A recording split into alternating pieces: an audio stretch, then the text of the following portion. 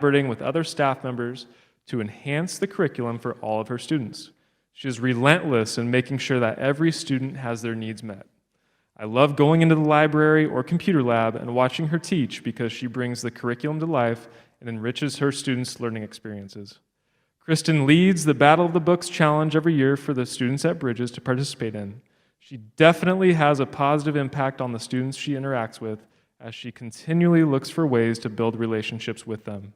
I am looking forward to continuing to work with Kristen as she thrives on building leaders at Bridges while motivating all to reach their potential. Congratulations, Kristen.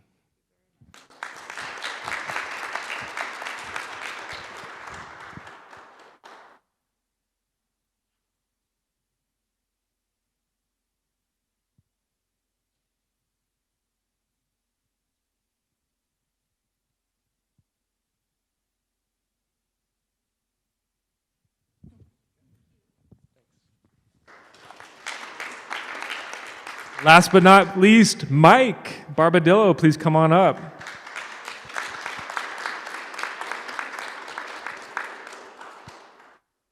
Sherry, I believe you hired Mike at Power Ranch way back in the day, and so we were able to steal Mike to come on over to Bridges when we opened up, and he's been with us ever since.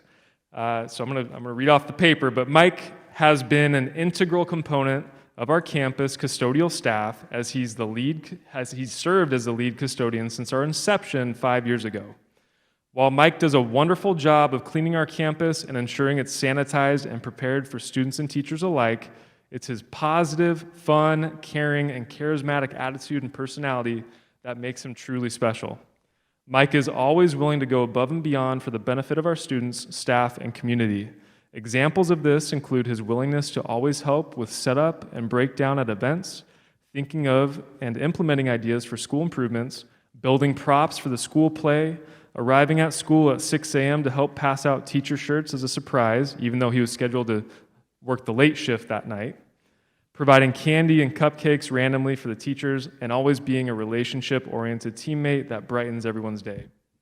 We cannot say enough positive things about Mike and who he is as a person, and with that, we are honored to celebrate him as our support staff point of pride this year.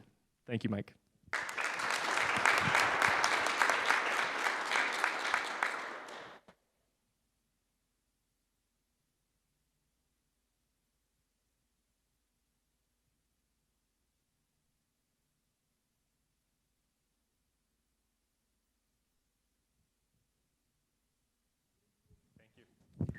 Thank you, everyone.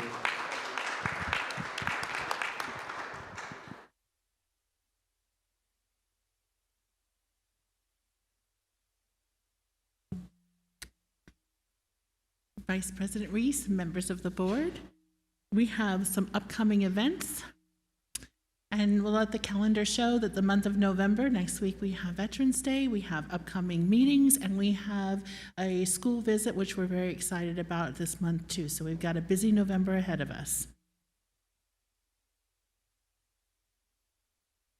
Thank you, Dr. Foley, and congratulations to everyone at Bridges for their points of pride. Nice to do recognitions again, COVID style. COVID style. All right. Board comments. Mrs. Wilson? Let's see, where were we this week? We had the ASBA county meeting, and that's for board members, and we were actually awarded, our board was awarded some professional development. We had a lot of professional development hours. I can't remember exactly what the award was called, but we did get an award, which I thought was kind of exciting because we've been in such long professional development hours. I also attended the Cooley football game, the first one of the season, and those principals were out there telling the people with their masks, and it was amazing to see parents coming together on the field to watch their kids. And then also I went to Williamsfield Higley game. Mrs. Reese was also there, and Mrs. Kaler was also there as well, and a good game. Mr. Glover? Yeah, sure, thanks. Well, I think some things happened last night, so I wanted to future welcome and congratulate Ms. Schultz, Ms. Anderson, and Ms. Reese on their elections and re-election to the school board, and thank Mr. Wutovich. I mean, I think we're still waiting for finalization, but And if congratulations are, you know what, I should have really thought those remarks out before I said them. But 20 years, 2 decades of service in Michigan and here, and I wanted to thank you take a moment to thank you for that. I also wanted to mention about the voters and the people of this state and this community who, when they are asked, consistently support public ed. And it's really easy to feel down as an educator when some of the remarks and comments you hear around about teachers, you know, getting back to work and all this sorts of stuff. It's easy to feel bad, but just lift yourself up and recognize that Prop 208 passed, and what that means for you personally as a educator, educational professional, what it means to the school district, and mostly what it means will mean to our students. So again, thanks to the community who, again, consistently support when they are asked. They put their money where their mouth is for public ed, so we can feel proud of that as educators. Thank you.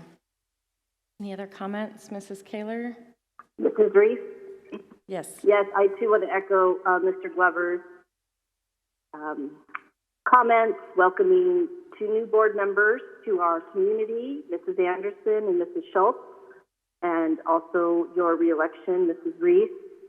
And as I talked to Greg a little bit earlier today, he's maybe now in full retirement mode instead of partial. And I too am grateful for his many years of service, especially to HUSD. So I couldn't go through the night without saying those words. Thank you. Thank you. And like Mr. Glover said, we are waiting for finalization of all of our election information. But as it stands now, that is what it looks like. And Mr. Witovich has served our community proudly, I think, for 6 years now. So we will wait and get the finalization and go from there. So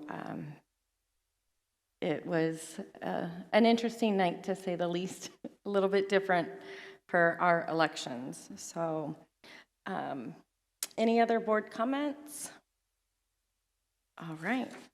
Then we will move along. Mrs. Reach, any requests to speak? Okay, we have no requests. So we're going to go on to the consent agenda, and I move that we approve the consent agenda as it's presented. Any questions or comments regarding any items on the consent agenda? Mrs. Reese? Mrs. Kaler? Just a couple things. One, I just want to thank Mrs. Martins for filling a kind of hard spot to fill in the middle of the year, which was a Spanish teacher.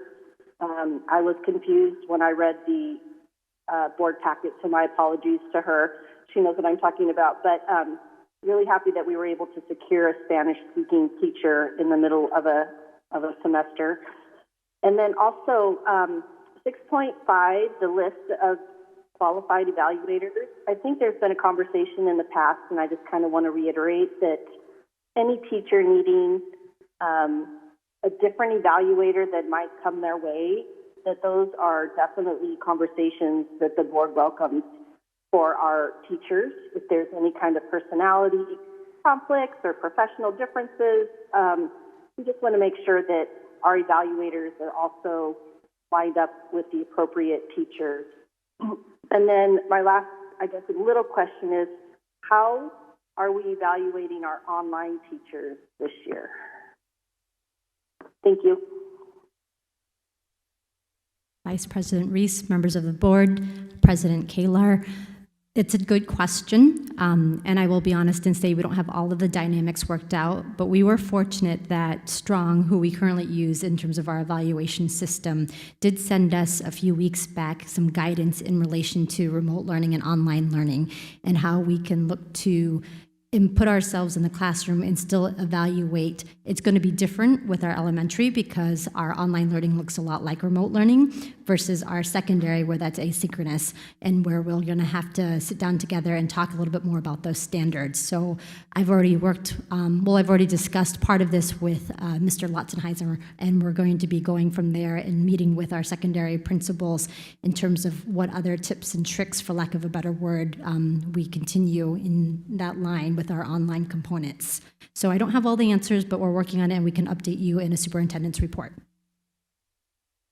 I just wanted to say thank you to our elementary special teachers who are putting in all these extra time. They're getting a stipend tonight under 6.2, and I just want to thank those teachers who decided to step up and put some extra time in to make the online work. And so just thank you to all those teachers.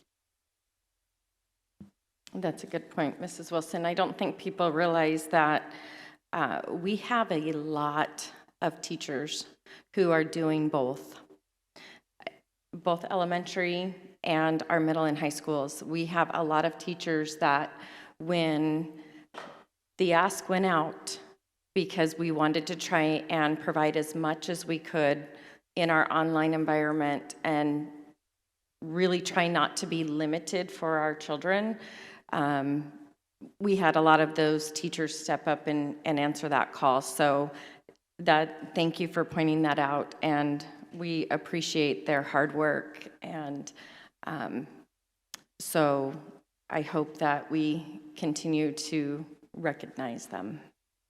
And I do know there's a couple 6/5 that we've already approved before, but thank you for those. And I even heard a couple 7/5. Is there a couple teachers who are doing 7/5? So thank you to all those teachers as well. I know we've said it every week, but it's really important to make these classes work for our kids, and they're stepping up when asked. So thank you.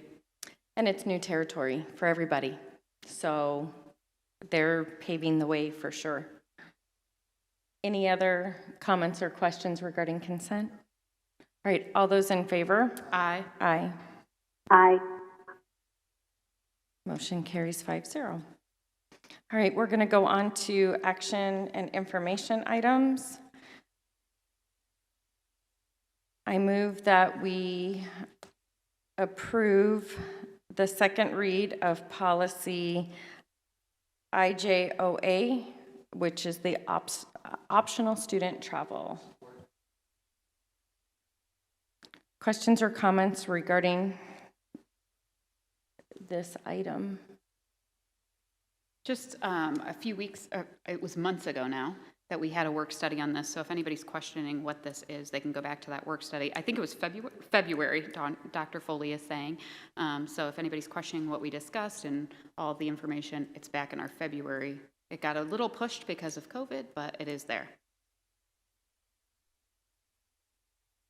All right, if there's no other questions or comments, all those in favor? Aye. Aye. Aye. Motion carries 5-0. All right, we are going to go on to our facilities rental proposed rate increase. This is an informational item tonight. So, Dr. Fowler, this one's yours. Yes, thank you. Vice President Reese, members of the board, I'm interested in sharing this information with you tonight. This is an item that I will bring back for vote at a future meeting. Just wanted to talk about a proposal to increase our rental rates. And I don't think we have a clicker, so would you advance the slide for me, please? Just a little bit of background. The purpose of really looking at an increase, as you know, we've had a number of increased costs related to COVID expenses and sanitizing. It's also an important revenue generator for the district, and it enhances our civic center funds that can be used by the district, but also for our schools.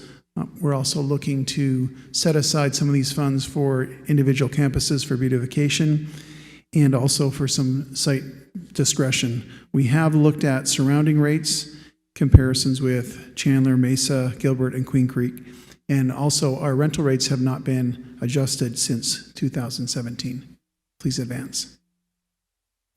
Just briefly explaining, there are 4 tiers in our rental agreement. Tier 1 being the teacher, staff, and student groups for activities and meeting purposes. Tier 2, or class, that is the class of students related to nonprofit organizations such as PTOs, boosters, youth organizations, or community sports leagues that serve our district students. Class 3 is the nonprofit organizations that are not student-related, but include churches, community organizations, or HOAs, or other political organizations, including elected officials or sports leagues. And then finally, Class 4 would be any for-profit commercial companies or individuals. And then looking specifically at those tiers, we're not recommending any changes to Tier 1, which was our staff members.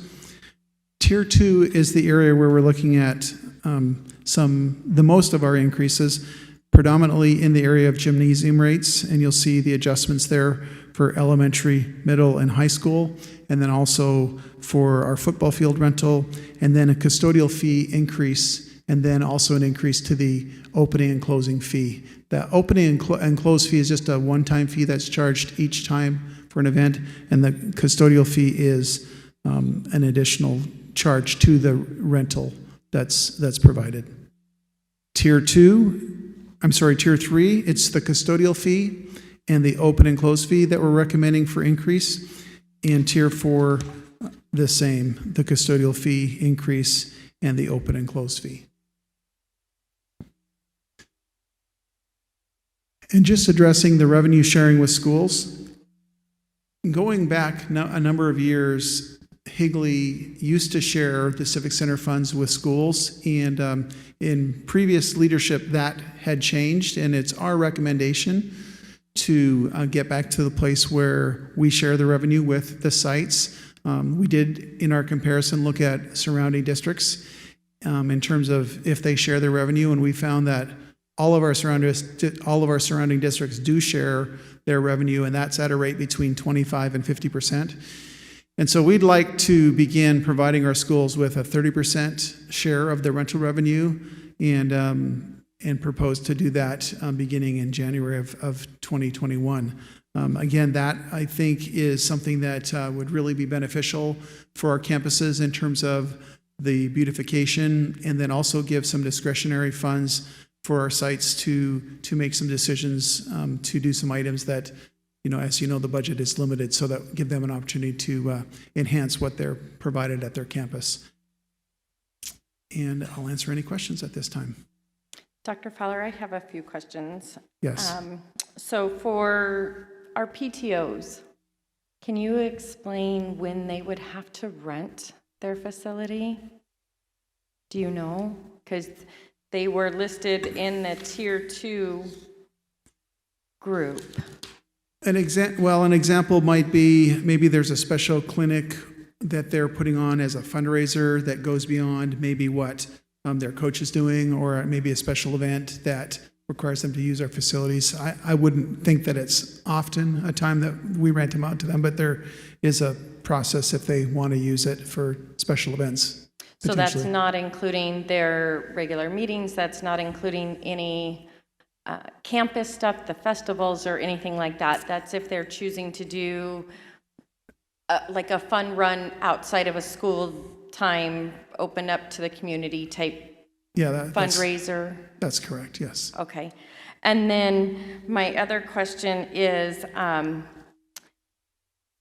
understand the need and how important our facility rentals are.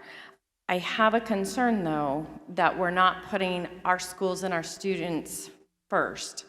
And as of late, I've heard lots of concerns on groups and clubs having a hard time getting space that they would normally have access to because we've rented it out. And again, I understand that additional revenue and the importance it is for our district and our campuses.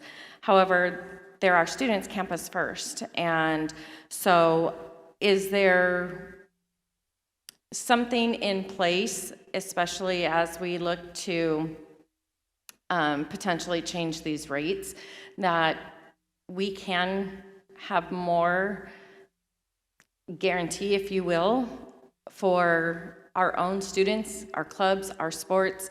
When I'm hearing that our own sports teams are getting kicked out of their gyms because we rented that space out and it's normally their practice time, that's a concern for me.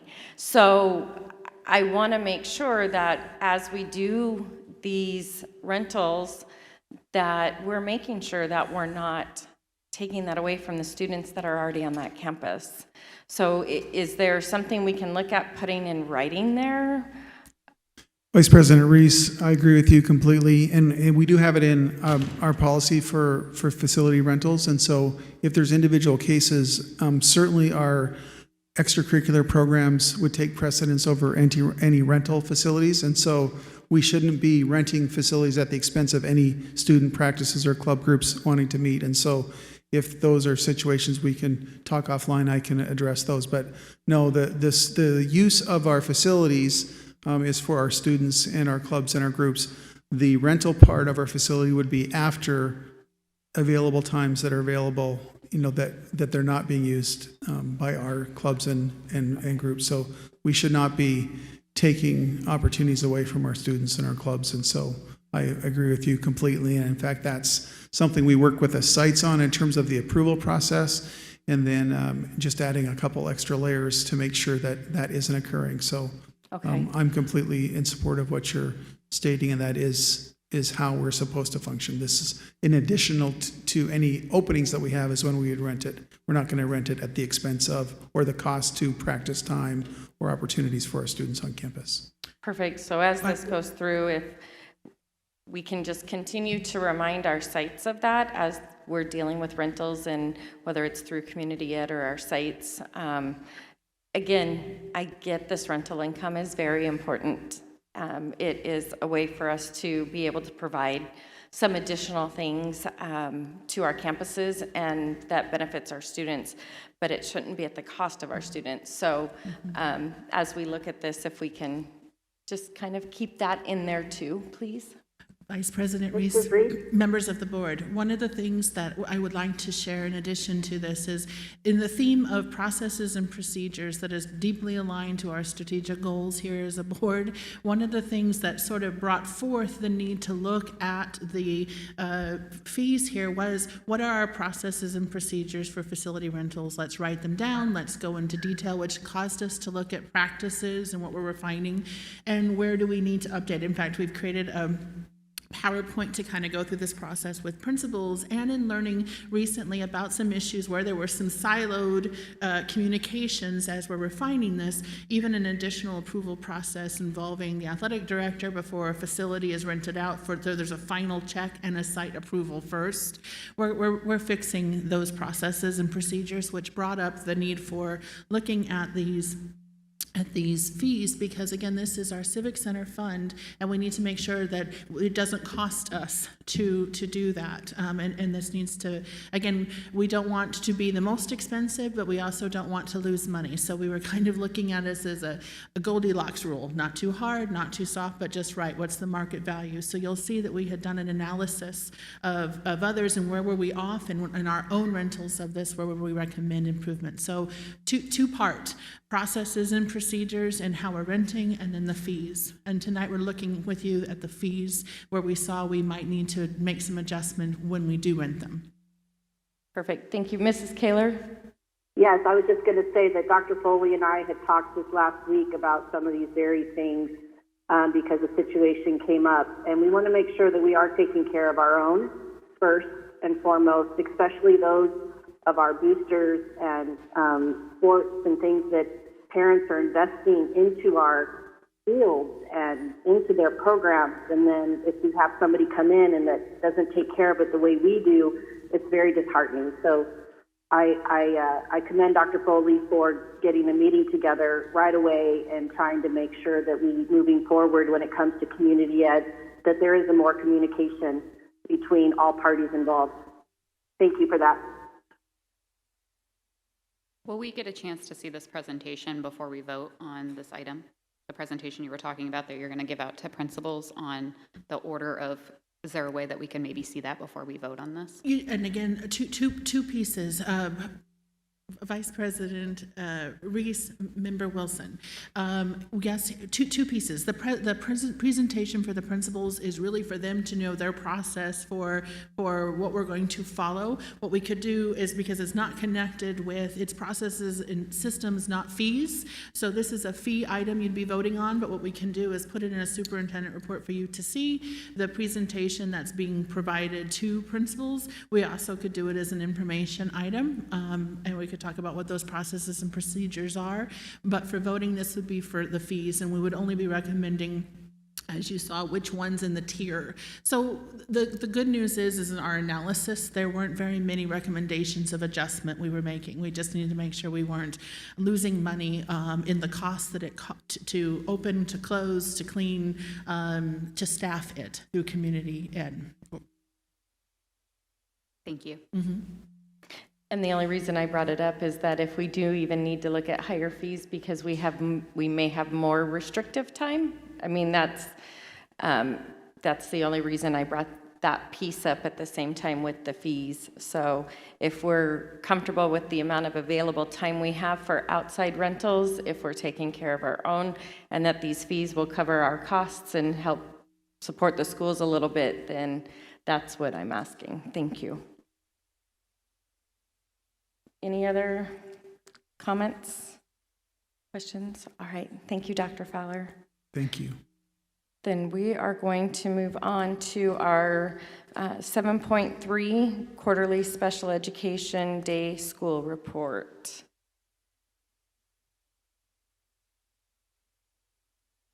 Vice President Reese, members of the board, one of the things that we put in earlier this year was that we would do quarterly updates on an item that you had already approved, just to give you information on where we were in the spending of that, so that you can monitor that as a quarterly basis. And so this is the summary of, again, what we have spent thus far. Obviously, there was an approval of amount higher than that. And if you have any questions, we would have Mrs. Miller provide the answers for that. But this is a quarterly information update, as we promised would be back to you on a quarterly basis. Thank you.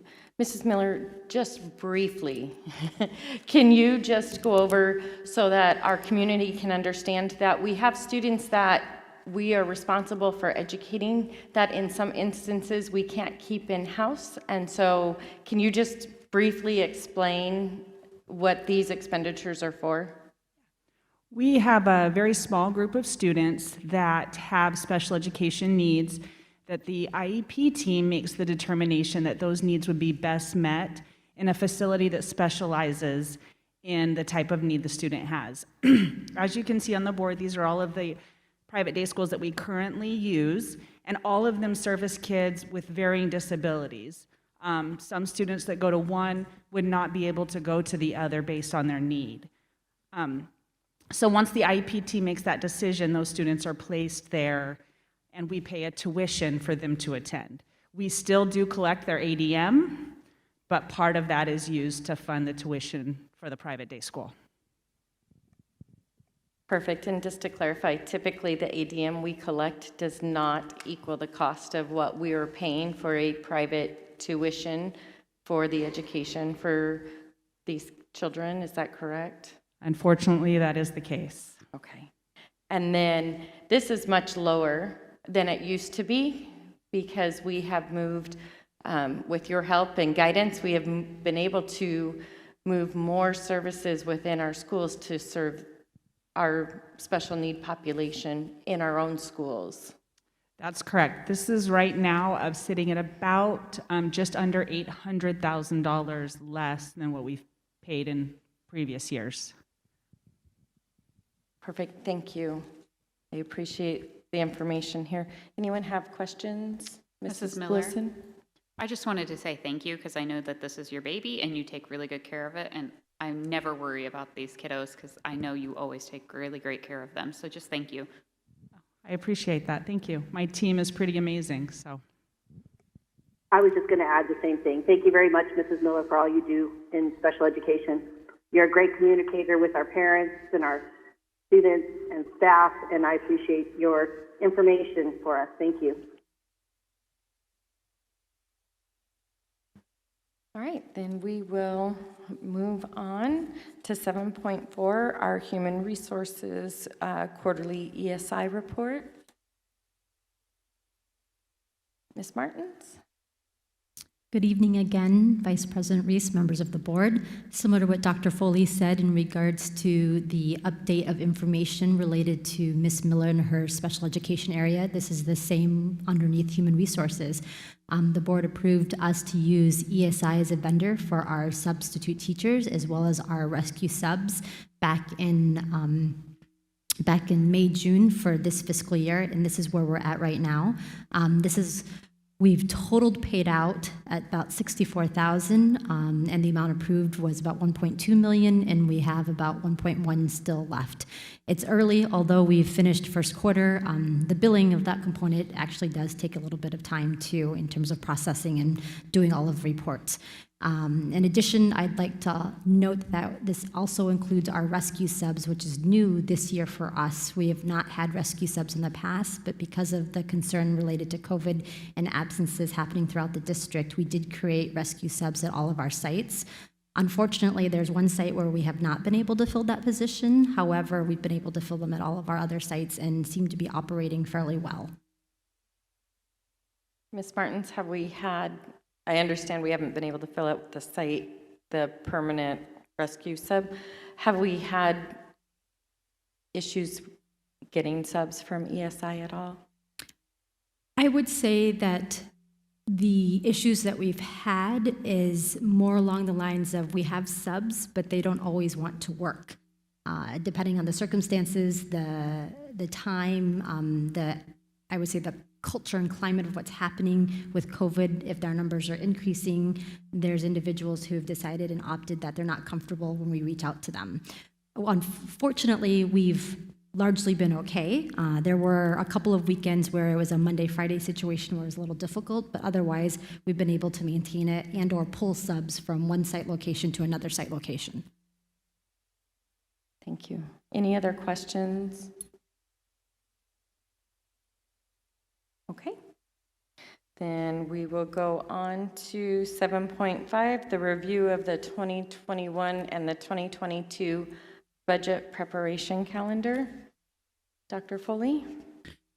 Vice President Reese, members of the board, I am pleased to have Mr. Jeff Gadd share with you. We're going to do just an information item to show you we are being really intentional and thoughtful about bringing information in this unique budgeting year with a schedule so that you can anticipate what we'll be bringing in when, so that there is plenty of time and information for us to make important staffing decisions. In an interesting year, finding out, again, you'll kind of see he's going to kind of talk you through what we'll be bringing each meeting so that we are working toward having contracts out to our employees by our normal time in March, and what we will be doing together to prepare for that, as well as conversations that will be happening along the way for us to make important other decisions when it comes to if we call for elections or not, what our priorities are. They're all kind of connected and part of some of the additional items that we're going to discuss tonight on the agenda as well. So he is here tonight to kind of talk through kind of what you can expect at each board meeting that we're going to be bringing to you, budget information-wise, so that you and the community are aware of the work that we'll be doing from the finance department. Madam President, members of the board, this budget calendar is fairly detailed, as you can tell. It has some significant milestones and dates in it.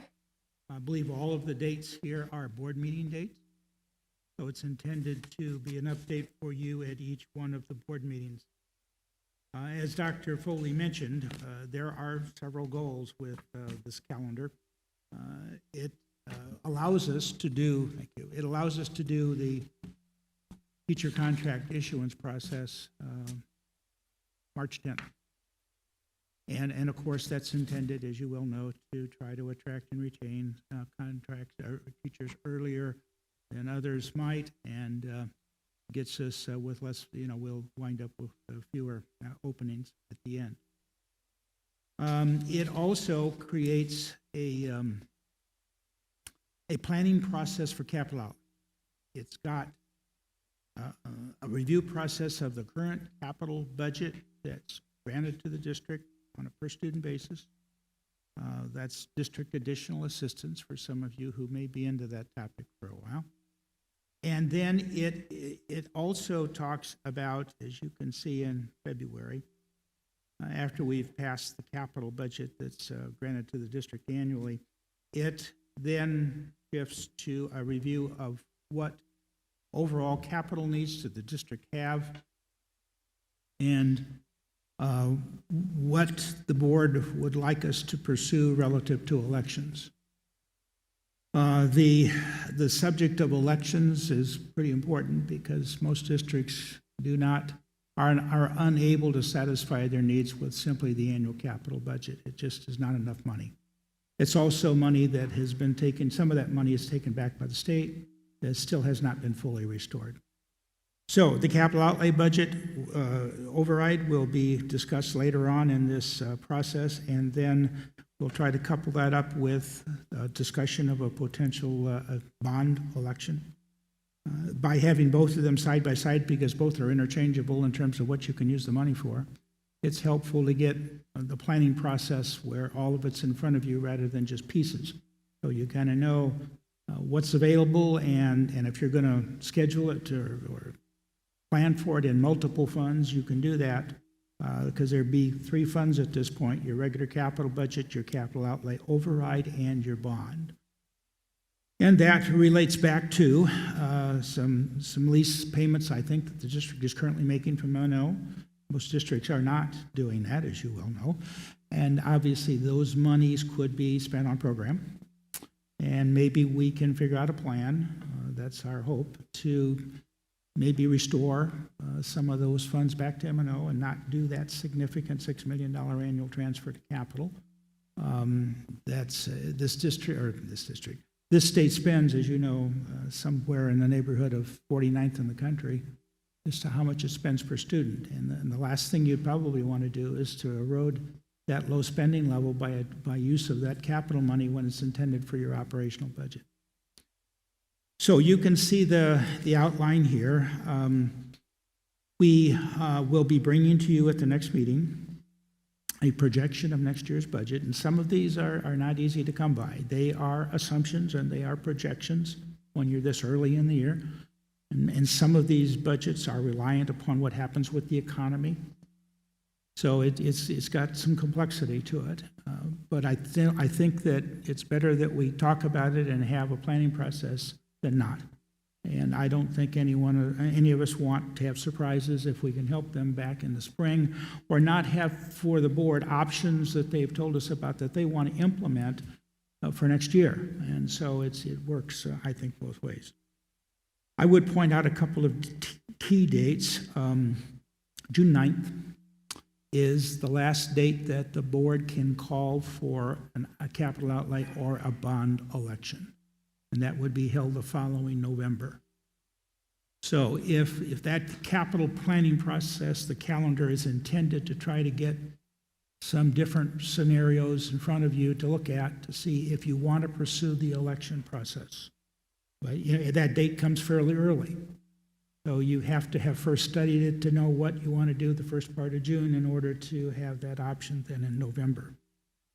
The November option, remember, even if you schedule an election and it's successful, you won't have the funds until the following July. So you're talking 21, 22, and 22, 23, I guess, in terms of implementing it, except for the bond election, which you can have funds earlier because that's a sale process and not a tax rate process.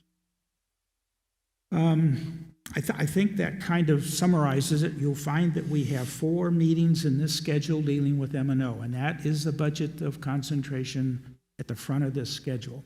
And the reason for it is what I just mentioned. It's the issuance of teacher contracts.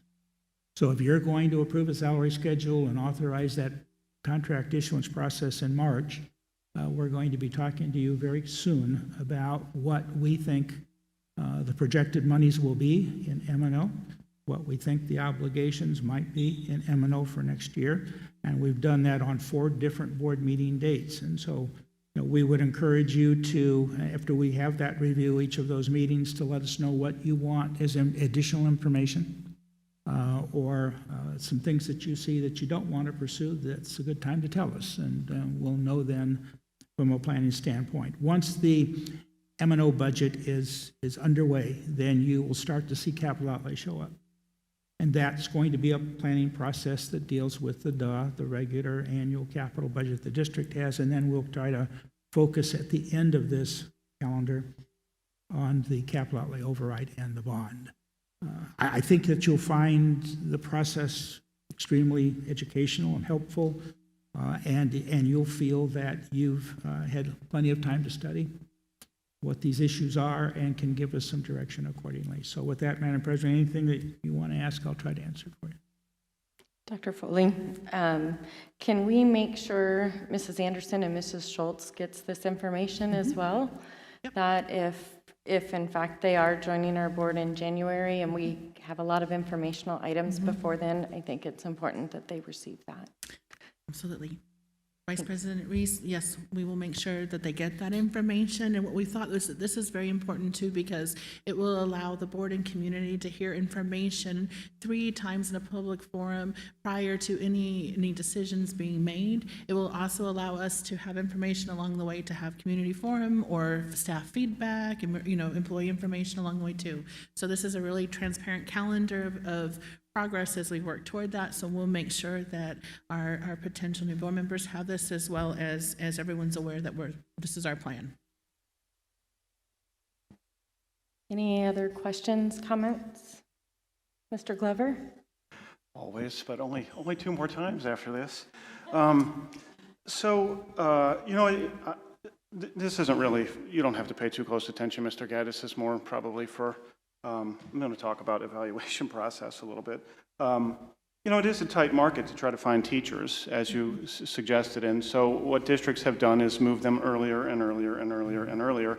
And so when we look at when evaluations have to be completed, it really is puzzling to me why we would, and I know that there are circumstances in which we have our eyeballs on certain teachers, but it seems to me that before we issue a contract, the evaluation process should be wrapped up, and we should have a simple enough process that can be done. And I'm not sure that's happening really anywhere. It seems like it sort of devalues the evaluation when here's your contract, and now here's your evaluation. Several weeks later. So that's just one thing. I really feel like those dates in an ideal world could match up. Also, I think this particular year, and it's kind of probably too late, but now would have been a really good year. School boards can simplify the evaluation process, and with all the pressure on our teachers, and sometimes in some of our classrooms, I know at other schools, I know of one instance, there's a class of 26 kids and 14 are either ordered quarantined or self-quarantining.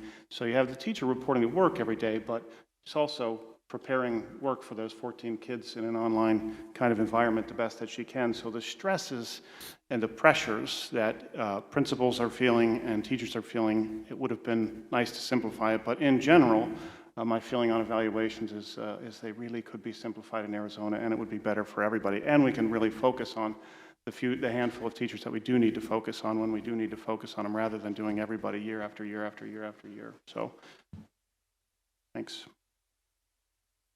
Thank you. Any other questions?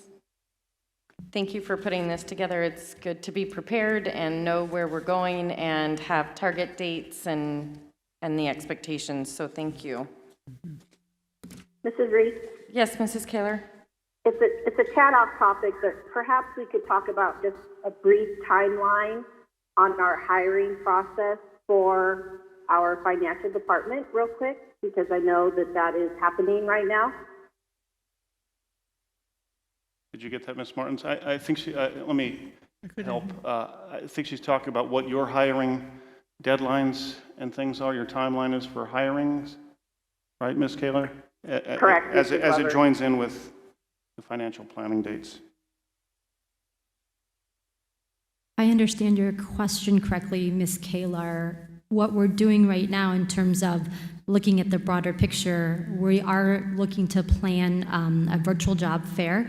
We've done the in-person job fair in the past, back in February. So we're going to have our kickoff meeting this Friday to talk about what that would look like for us, as many other organizations are doing things virtually this year for different capacities. So if we follow the timeline in regards to getting our contracts out in March, which aligns with what we have done in the past during my tenure here, doing it right before spring break, so that way it could help the employee as well as the site administrators, so individuals who know that they want to move forward with us can sign their contract, return it. Those individuals who have an idea that they might want to leave can have conversations with their principals, and that way we can use spring break time to do some hiring in the bigger picture.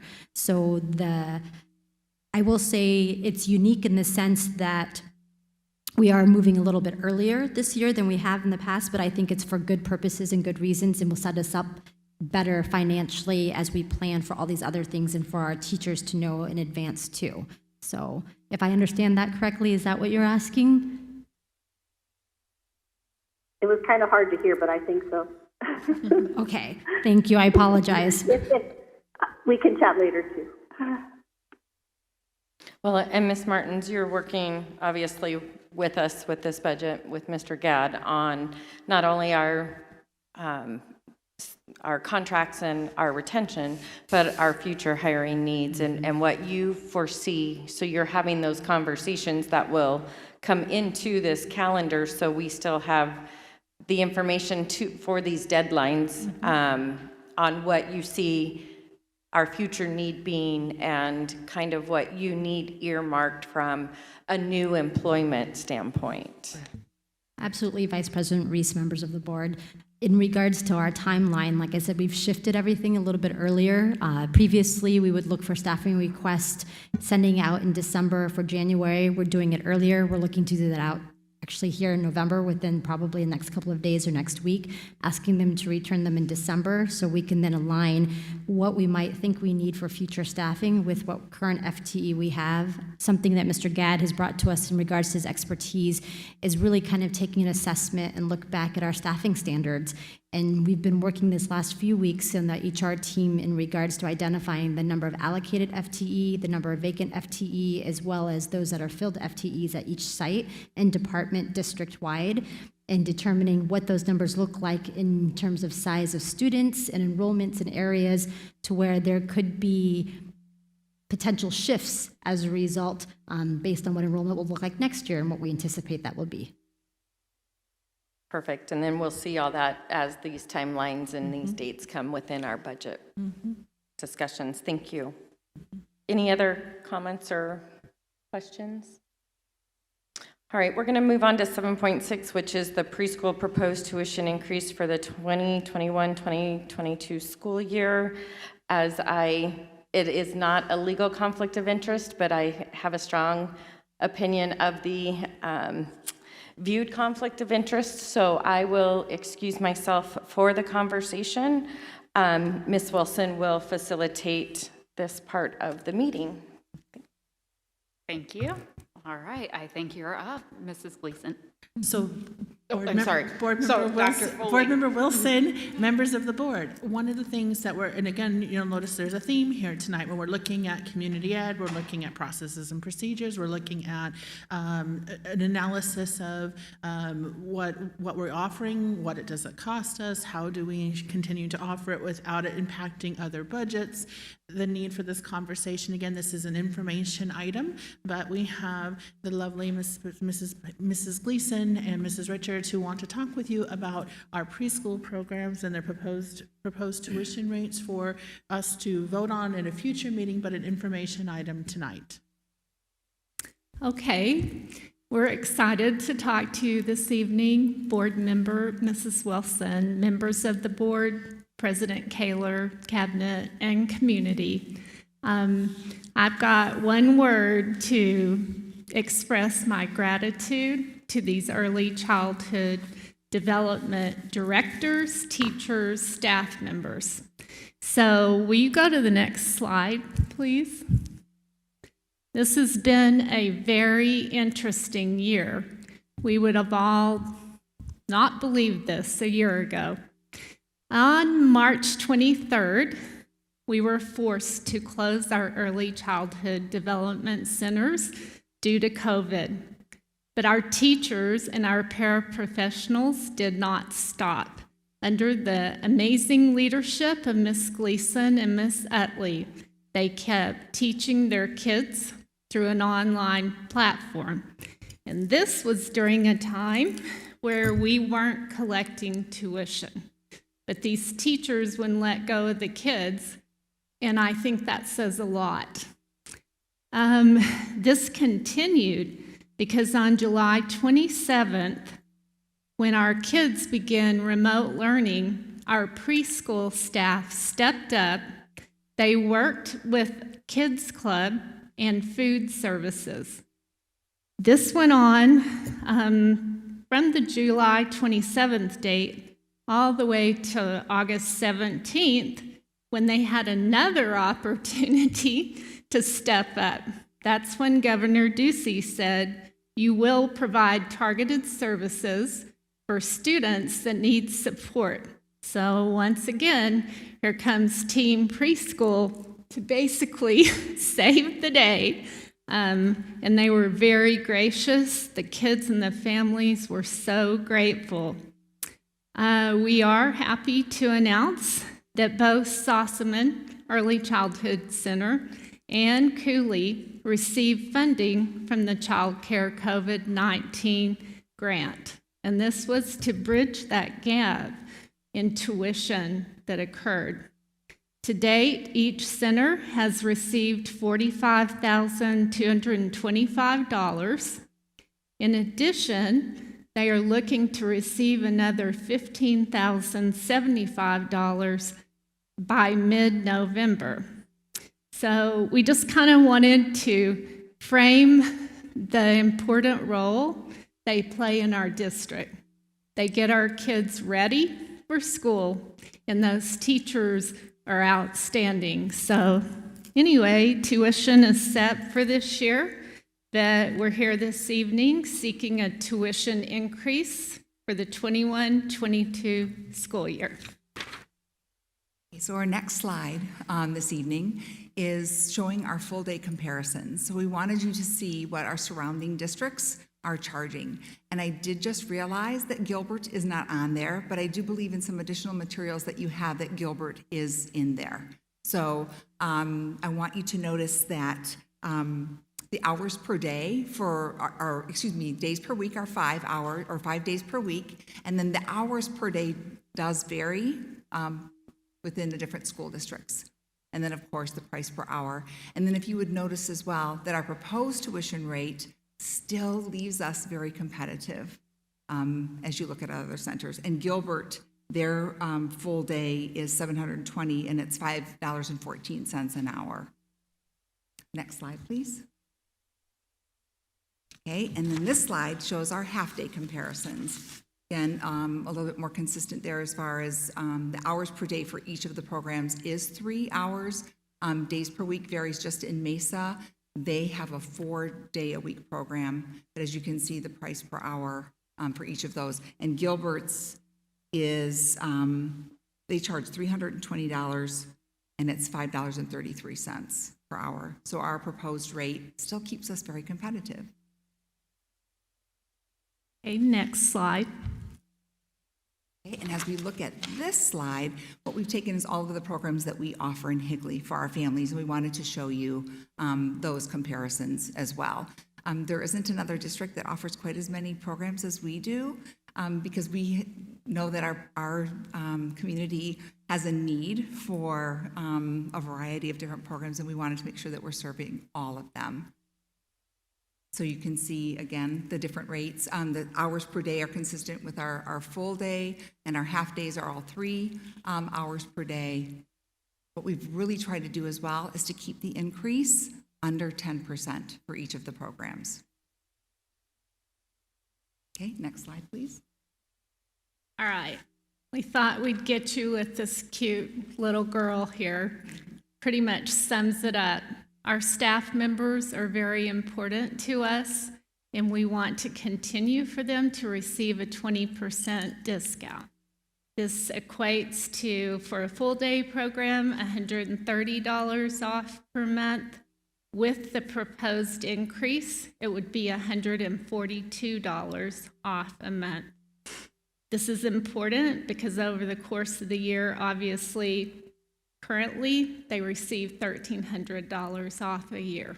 So we wanted to share that with you. Next slide. And if the little girl didn't get your attention, this guy does. So our staff members also have their registration fee waived, which is $75. So why are we requesting an increase? Right now, this increase will ensure that the revenue will continue to cover teacher and staff salaries plus their benefits. The proposed increase will also enable us to continue to provide the quality learning experiences that Higley families have come to expect and the surrounding districts are trying to emulate. And this proposed tuition increase will continue to keep us competitive with our surrounding districts in neighboring corporate and private preschools. In addition, I'm going to add something. I think that the retention rates we experience with these preschool kids staying in Higley, even if they're open, what we call open enrollment kids, is worth a lot. And we have a lot of our kids in our elementary schools that you can tell they've been in Patty's preschool. I'll call it Patty's preschool. But it's worth it when we start looking at that and the impact it has long-term for these kids. They're better prepared for school, not just kindergarten. All right. I've actually gotten to see a lot of the kiddos when they do their kinder visit, because our preschool does a kinder visit for all those who don't know. If you're in our preschool, you get to go and visit kindergarten when you're in your last year. Am I correct? Yes, that's correct. And they just are so cute, and they just melt my heart, and they're so excited to learn, and I get to see it. So it's really cool. I got to see it last year, and it was just really cool to see those kiddos and how excited they were about that. So thank you. Thank you. Any other You're questions? welcome. Mr. Glover? Mrs. Wilson, yep, thank you. Well, I've said before, and research supports this. Some of the best money you can spend is on early childhood education and all-day K in terms of academic success and growth and readiness. That being said, I'm a little bit sad. I understand it, and I support you, Mrs. Gleason. I do. People are really struggling financially, and so it gives me a little bit of heart palpitations as we're talking about raising rates. We don't know the economic outcomes of COVID, and I know when we run into situations where people are struggling, we always do reach out. So I do worry about that. I just want you to know that I am concerned about that. I know you are too. But we have a great structured program, as you said. We have certified teachers, and I will say again for the millionth time, I think it's the best program in the state for what these young kids and these families get out of it. So, I will support this, and I support you. And there you go. Board Member Glover, thank you for acknowledging the quality of the early childhood program and the staff that we have who teach it. Highly qualified early childhood teachers working with probably one of the most valued early childhood educator as a director. So I honestly feel that, again, the quality of what we provide for early childhood in the Higley district is something that we can be very proud of. So thank you for acknowledging that. And we too share the same concerns about an increase. We're wanting to also make sure though that the community ed fund funds the teachers so that we can continue to offer and compensate them as we look at increases for the staff as well. Has there been any discussion in reference to, as we increase, to raise the discount for our employees to 25% or 30%? I ideally would like to see it free, but that's another whole thing. But have we had that conversation to increase the, because I haven't seen an increase for our employees in a while. I think Ms. Martin's going to speak on that. Mr. Witovich, we have actually had lots of dialogue in the last couple of years related to this, but because of the IRS tax components, if we give more than 20%, then we have to tax our employees. So that's why we've stuck with the 20%. But I'm with you. That would have been a great option if we could have done that. Unfortunately, in this case, thou giveth, thou must then take it away in a different way. Yeah. President Kaler, did you have something on the phone? I just wanted to reiterate a big thank you to our preschool teachers. They wore many hats this past year, and I'm very grateful to each and every one of them. I know they're happy to be back with their littles and not trying to tutor a 7th grade math student. Also, whenever I see a post or any kind of social media about our preschools, we get the top-notch praises across the land. And so hats off to Patty's Preschool and all those that are in support of these schools, because they really are probably, like Mr. Glover said, the best preschools in all the land. So thank you for all that you do. I know that this is a tough decision for all of us to increase any kind of fees right now. But just know, I think that you get the best bang for your buck with our preschools by far. Thank you. Did anyone else have any other questions? All right, I think I'm going to go get Vice President, Mr. Glover will go get Vice President Reese. Thank you again, so much. Mrs. Gleason. Thank and they do you. wear the cutest little hats I have seen the hats that they wear for Halloween. They dressed up as crayons, so I got to see them as I dropped off at Cooley. So they had the cutest little hat on with their crayon outfit. Thank you so much. Thank you. Maybe I should do a little sneak peek. Wait till you see the photographs of how they're focusing on kindness. So I'm giving you a little sneak peek. Oh, it's good. It's good. Thank you. Okay, we're ready to move on. All right, so we'll go to 7.7, which is information on instructional materials. Vice President Reese, members of the board, I am actually so excited about this presentation. So I am going to ask if we'll pull up the instructional materials presentation. I'm also joined here tonight with Miss Felicia Malloy, who will also be co-presenting with me. But I want to start off with just sharing with you how excited I am to talk about this. And we're going to venture back, although it feels like 100 years ago. I remember one of my very first or very second presentations to you last year was talking about standards, curriculum, and instruction, the why, the what, and the how. And tonight we're going to be talking about something else that I'm excited about, which is going to be the what. What do we do with our curriculum materials? But one of the things that was a huge priority for our district and for this governing board was processes and procedures and alignment to our policies, and we want these things written down, and we want templates and examples for them. So tonight we have something that we're excited to show you on the work that has been part of Ed Services with the team for the last year. And again, a lot of this was in works and ready to go, and then COVID happened, and so we finalized the process here and are bringing it to you so that you can see.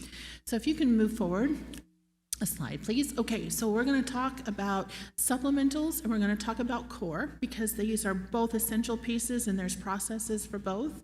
And we're going to talk with you about the guidance document that we've put together. It's a handbook that helps guide our process. And you'll also see that we have a timeline that we're implementing with our next adoption that was on our cycle with the Science for K-12. So next slide. Going back to the who, the what, the why, and the curriculum standards, what we put up here for you is, and for discussion for the community is understanding, is the idea that instructional materials go hand in hand with teaching and learning. And there's the supplemental materials, and there's and the core materials. And when we talk about core adopted materials, what we're talking about is there's actually there's statute and policy that outlines the processes that governing boards and districts have to follow, because when you adopt a core program, that is something that you're adopting for everybody at that class or for that tier. So that's the tier 1.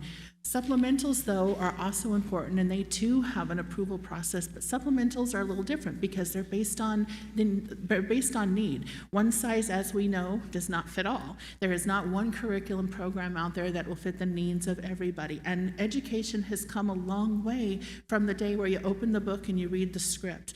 You know, we're truly, as we discussed in previous board meetings together, the standards guide what's happening in the classroom, the tools are the curriculum, and the teacher uses the data to meet the needs of students. And so, again, we do our very best to get a core curriculum that provides nutritional needs, but supplementals are what we use in Tier 2 and Tier 3, and they are based on the needs of the students. And of course, there's a process involved with that, but it looks a little different.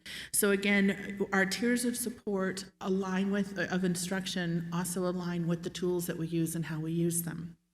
Next slide. So again, going back to core materials have a different adoption process with them, and there's timelines involved in this with how you reach out and select them and work with vendors, how you review them with teams and processes, how you vote for them. There's a 60-day review before it comes to you as a governing board as an item that you actually vote on to approve. But you would want your curriculum team to bring with you the culminating work of this process where we would follow a process. So core adoption obviously have a different threshold of approval than supplementals would.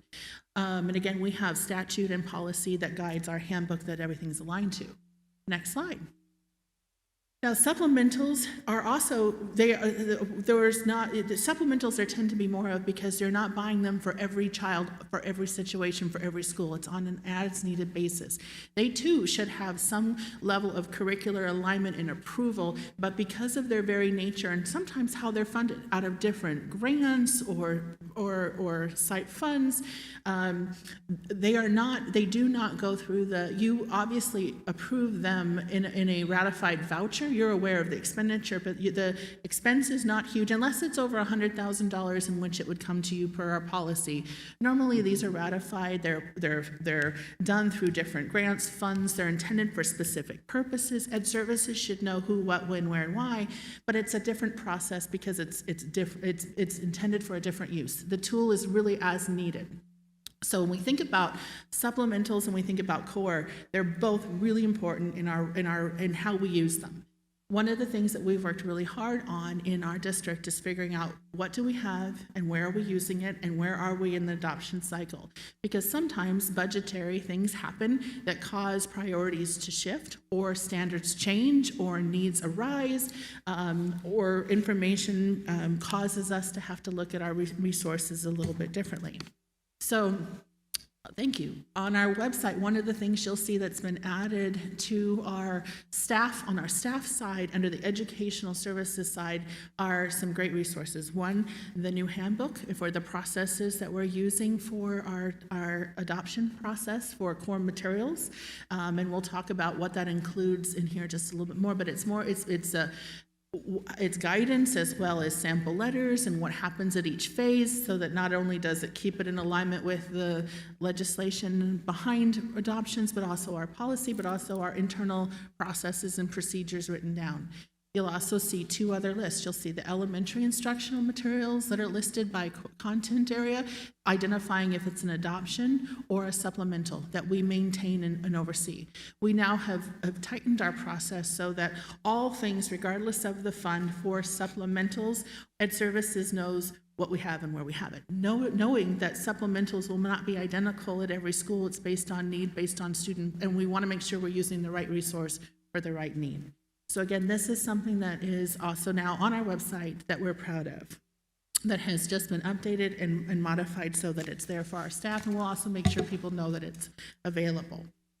But what I'd like for us to do for a second is just talk with you what is in our handbook that we've kind of put together that's aligned to this, and how we're using this for our timeline with our most recent adoption that we're getting ready to begin the process for. But again, going back to why are we doing this and how does this all fit? Mrs. Malloy. Thank you. So before we begin any adoption, we do need to look at all of our standards that are in the content area of that area that we're adopting. So how do we look at those standards? We assemble teacher teams, we assemble our instructional coaches. That all depends on the content area. Not every content area has an instructional coach, therefore it might be just a teacher team. And where we start with a strategic curriculum review. What is it that we're looking at as far as our standards, our focus standards? What are the key essentials that our students need to know? We then move to the curriculum revision, and that breaks it down by grade, content, and course. And then, of course, we move into that evaluation stage of the adoption of the materials. And the last phase, of course, is staff development. One of the most important things to point out is that it is essential that the standards are what we start with when we go looking for. We don't go shopping before we know what we're looking for, and we get really intentional about what are we looking for, because what we find is that while no program is one size fits all, that we do a better job of picking a core program when we're really looking for a standards alignment rather than looking for something familiar to us. For instance, when we were looking at an adoption for ELA. One of the things we would look for is standards alignment, not necessarily story alignment, because you could go looking for a book that goes, oh, can I find the new version of what I've had, which would be a natural inclination to do. But if it doesn't meet the new standards, then what happens is we buy this and this and this and this and this. And not that we won't have the need for some supplementals, but we want to make sure that when we go looking for the core, that it's the best alignment to the resource that we have. And that's why it's a key piece of what we do our curriculum work, and then we go looking for what we need as much time as possible. So next slide. Going back to one of the priorities we had is write this down. What is our processes? What are our systems? So you'll notice that in that little handbook that we have that is attached to this agenda item, as well as on our website, this is our guidance for and how to do the establishing of the criterion rubrics that you use for evaluation. What do the letters look like to the vendors, to every step or phase of an adoption process? If you do it well, these are what it looks like and what it has to emulate. Down to the big part, which is also tightly connected with legislatively with how do you do the negotiation for the cost, because obviously that's a key piece, as well as the review and the votes from the sites and teachers, and the public display time period from the ordering and processing in a backwards design, so that there's plenty of time for receiving these items and training for teachers to look at this prior to implementing it. So again, it is truly a thoughtful process. And then obviously the professional development, which should be ongoing and something that's part of our growth with a tool. So again, you'll see that our handbook is kind of is a combination of both guidance and direction, as well as the actual forms that they could use as a template, so that we're being consistent in how we implement the process. Dr. Foley, can I interrupt? Yes. So when we do the reviewed by teachers and parents, I understand that in the past, we've had a set of all the curriculums at the district office. Do we also provide another location for teachers and parents to review? Is it at every campus or just at the district office? President Kaler, good question. And it's part of this process. One of the things you'll see is that we're requiring that vendors understand that not only do we need a set here for the district office, but a set of when you come down to the final two, both products go to every school site that would be impacted by the adoption. So for instance, if it was a high school adoption, it would be at both high schools. If it was a K-6, it would be at all K-6. If it was a middle school, it would be at both middle schools. So depending upon the adoption that we're doing for the grade levels, every school site would have one of each of the things, the products that we were reviewing for those curriculum materials, as well as on public display. So that would be an important piece, so people can look at it and give feedback. Obviously, the one that's recommending will also be at the district office for the extended period of time, so that anybody who wanted to see it and didn't have to go to a site, we could do that. It's a component of the requirement of the adoption. Dr. Foley, could we also get them at our preschools now that we've learned how great our preschools are and they feed into our elementaries? Having those preschool parents be able to view them, that might be a great opportunity as well. And again, it would be depending upon if they were impacted by the adoption, we would make sure that obviously that was at the site. So again, the guidance document, it just provides, again, this resource for us to have. And so next slide, where I'll share with you kind of, again, there's phases to this. And you'll notice that this isn't just you start and you do, there are key pieces you need to have with each phase. And so there's a timeline that begins to put science, you'll see as an attached document to this, that shows how much work goes into each phase. So this is just kind of a general gist of the work that happens in each of these phases. So there's actually 4 stages to the adoption. The first one is called the preliminary. We have the months there just as reference. The adoption process can start at any time. The preliminary phase would be the most important, and it's where the teacher teams are so critical. It is the most important. They will set the tone for the adoption. This is where they will get an outline if there have been any changes to the standards. So for instance, with science, we have been doing an update to the science standards already. And so it's going to be critical for us when we assemble that team together that we review all of those important changes to the science standards to make sure that they have an in-depth knowledge of those prior to even beginning that evaluation process. So that's your preliminary. We're assembling the team together and we're educating them based on those standards. Then if you'll move to the next slide, we move into phase 1 of the textbook adoption, and essentially the bottom line is we want to narrow it down from all of the great resources that are available down to a maximum of 3 or 4 publishers. And during that initial preliminary phase, the teachers will be establishing that criteria for looking at those textbooks. Next slide.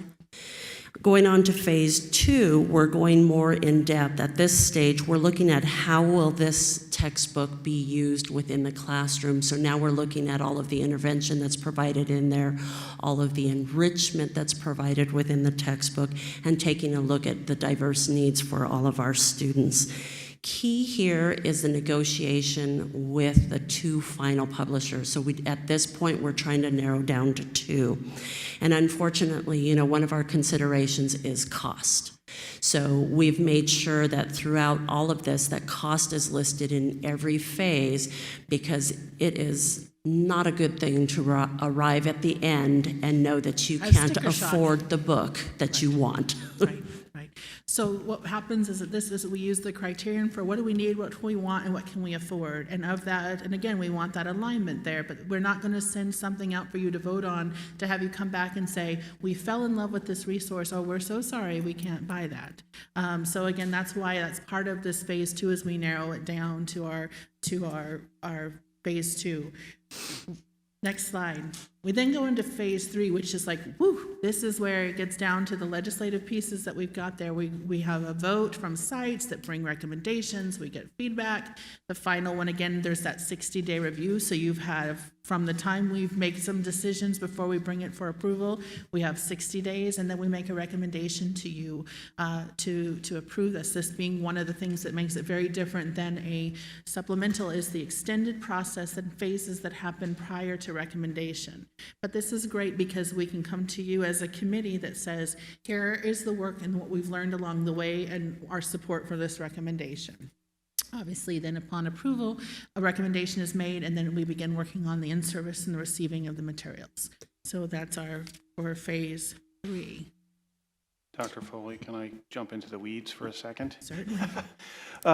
This did happen, I think, with our math adoption, but it's important, especially as we're online more and more. But it used to be when you got textbooks, and then you got like a CD, and it was like, ooh, this is electronic. But now it's all online, and so you have Flash and all those things. So I know you know this, but just to point it out, to involve technology along the way, so you make sure when you adopt it that it is something that can be used, and we have the capacity and ability to, if an entire database of students needs to be uploaded. But that's so important now, and especially as we're mixed online and headed towards one-to-one. So just a technology plug. Board Member Glover, that's absolutely appropriate. And here's the other, absolutely appropriate and so important. The other thing we've also learned, and you and I have had conversation about this too, in this era of technology, things, one, need to work with all of our tools. But the other thing is sometimes publishers promise you what a project will be eventually versus what it is right now. And so one of the things that is really important in the process when we're at phase 2, narrowing down to 3, is that we actually go in and look at, are these things just pretty packages that are going to happen eventually, technology, or do they actually really work? Because the last thing you want to do is buy something that is promised but not developed completely yet. So that's one of the things those of us who have done major adoptions have learned the hard way along the way, and it's a key piece to that. So thank you for that reminder. And Dr. Foley, also real quick, kind of jumping in with Mr. Glover, there is, they showcase obviously their best part and what may be first year free.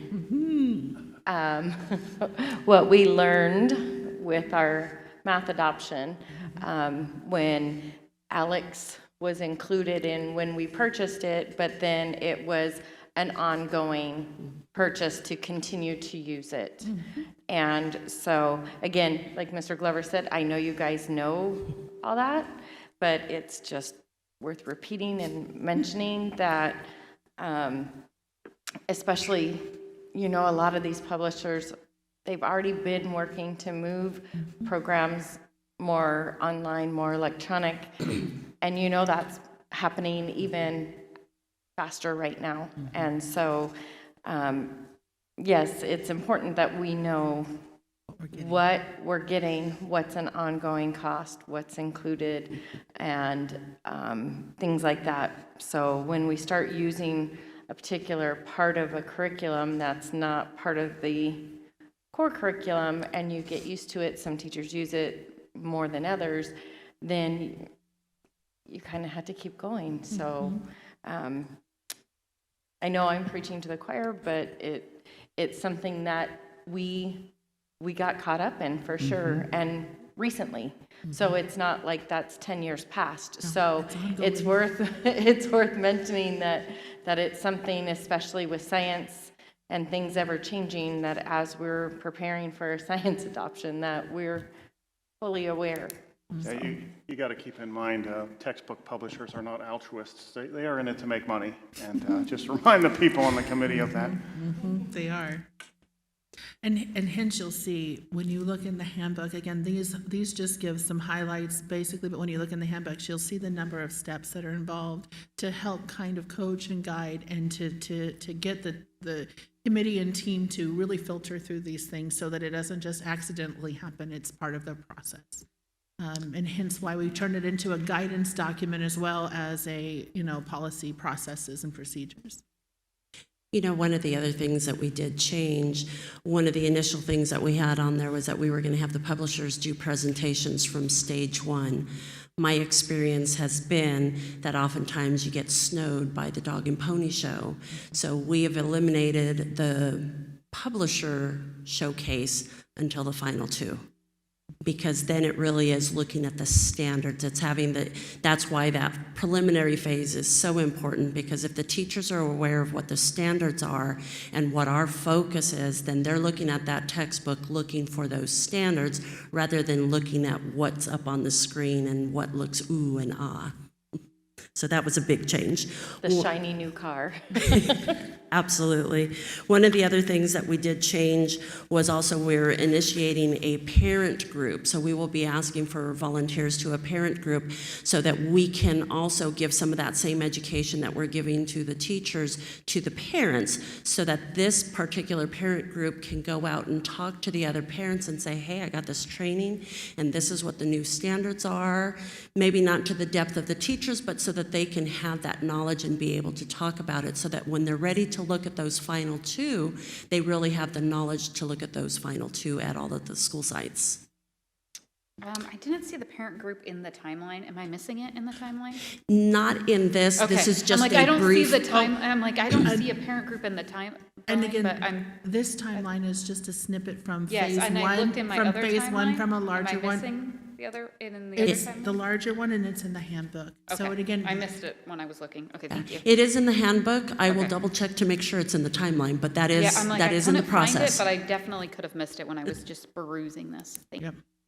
Quick question on the parent committee. How are we looking to put that together?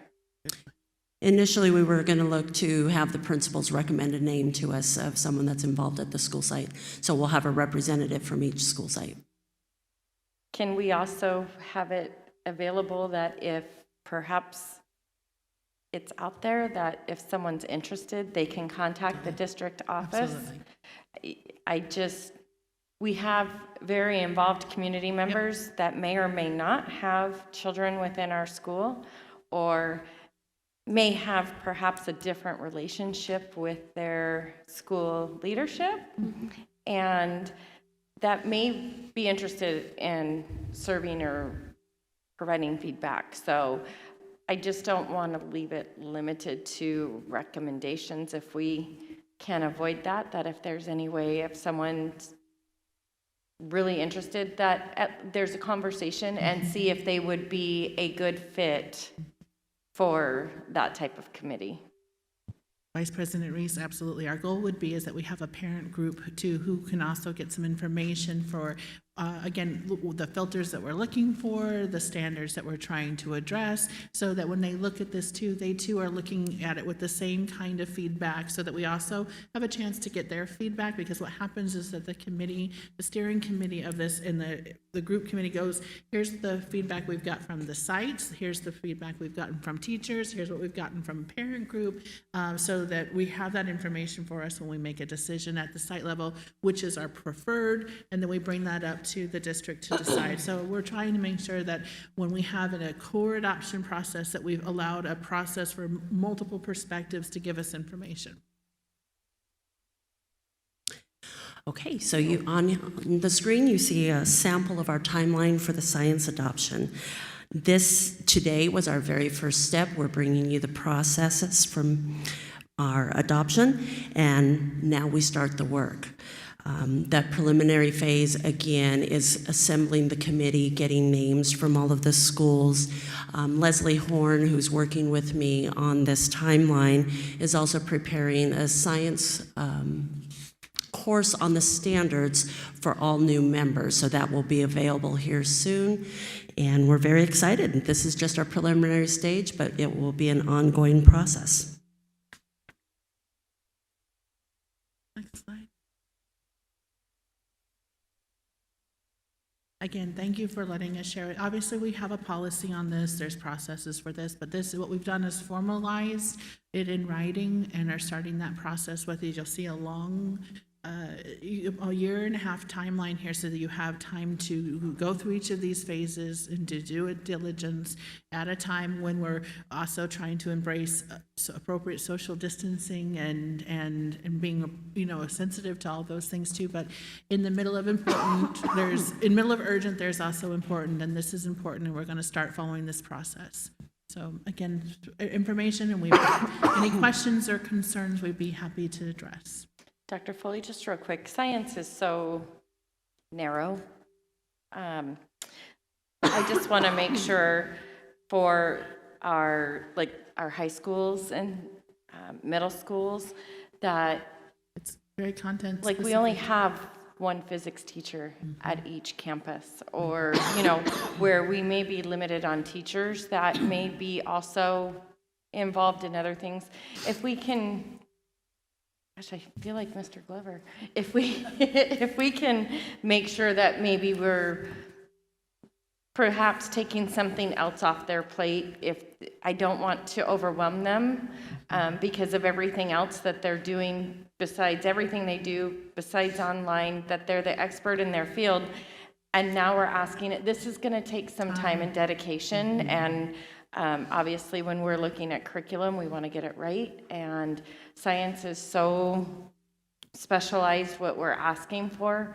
And in some cases, it may be the same teacher for perhaps the physics and earth. I mean, that may be the same teacher. And so if we can just make sure we may be lifting something off of them if we need to, so that they can participate in this, because we just don't have a large variety and they're already taking on so much. So thank you.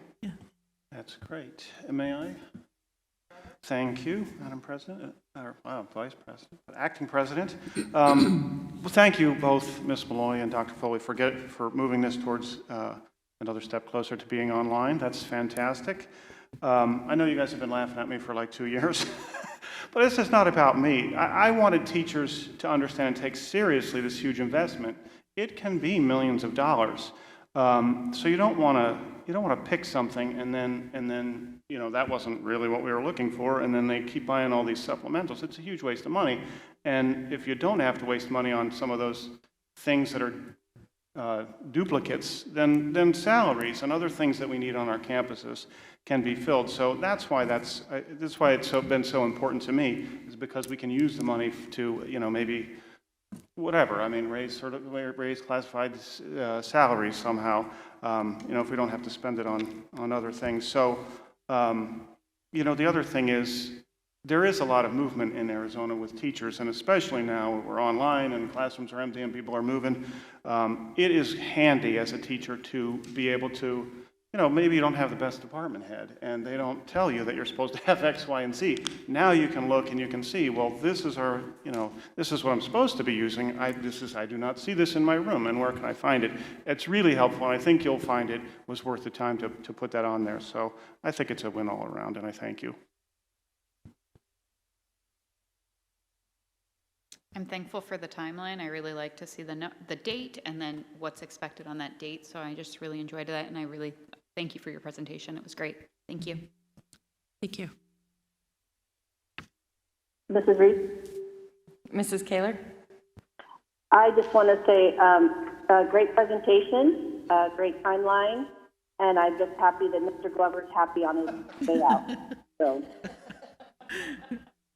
that might have been even more important at this point. No, but for real, this is amazing timeline and detailed information, and something we haven't had in the past. So I very much appreciate the time that's been put forth in this entire process, something that we can apply in the future. Perfect. Thank you. All right. With that, we will go on. We have a list of our future agenda items that we will be covering: middle school and high school course guides at our next meeting, the high school media center update at our next meeting, athletic handbook and review student eligibility clearance requirements in December, and then we get into the new year. So does anyone have anything else that they would like to add for our future agenda items? Perfect. All right, then we are going to move on to our work study. Yes, before we go on to our work study, we will take a 2-minute break. Thank you.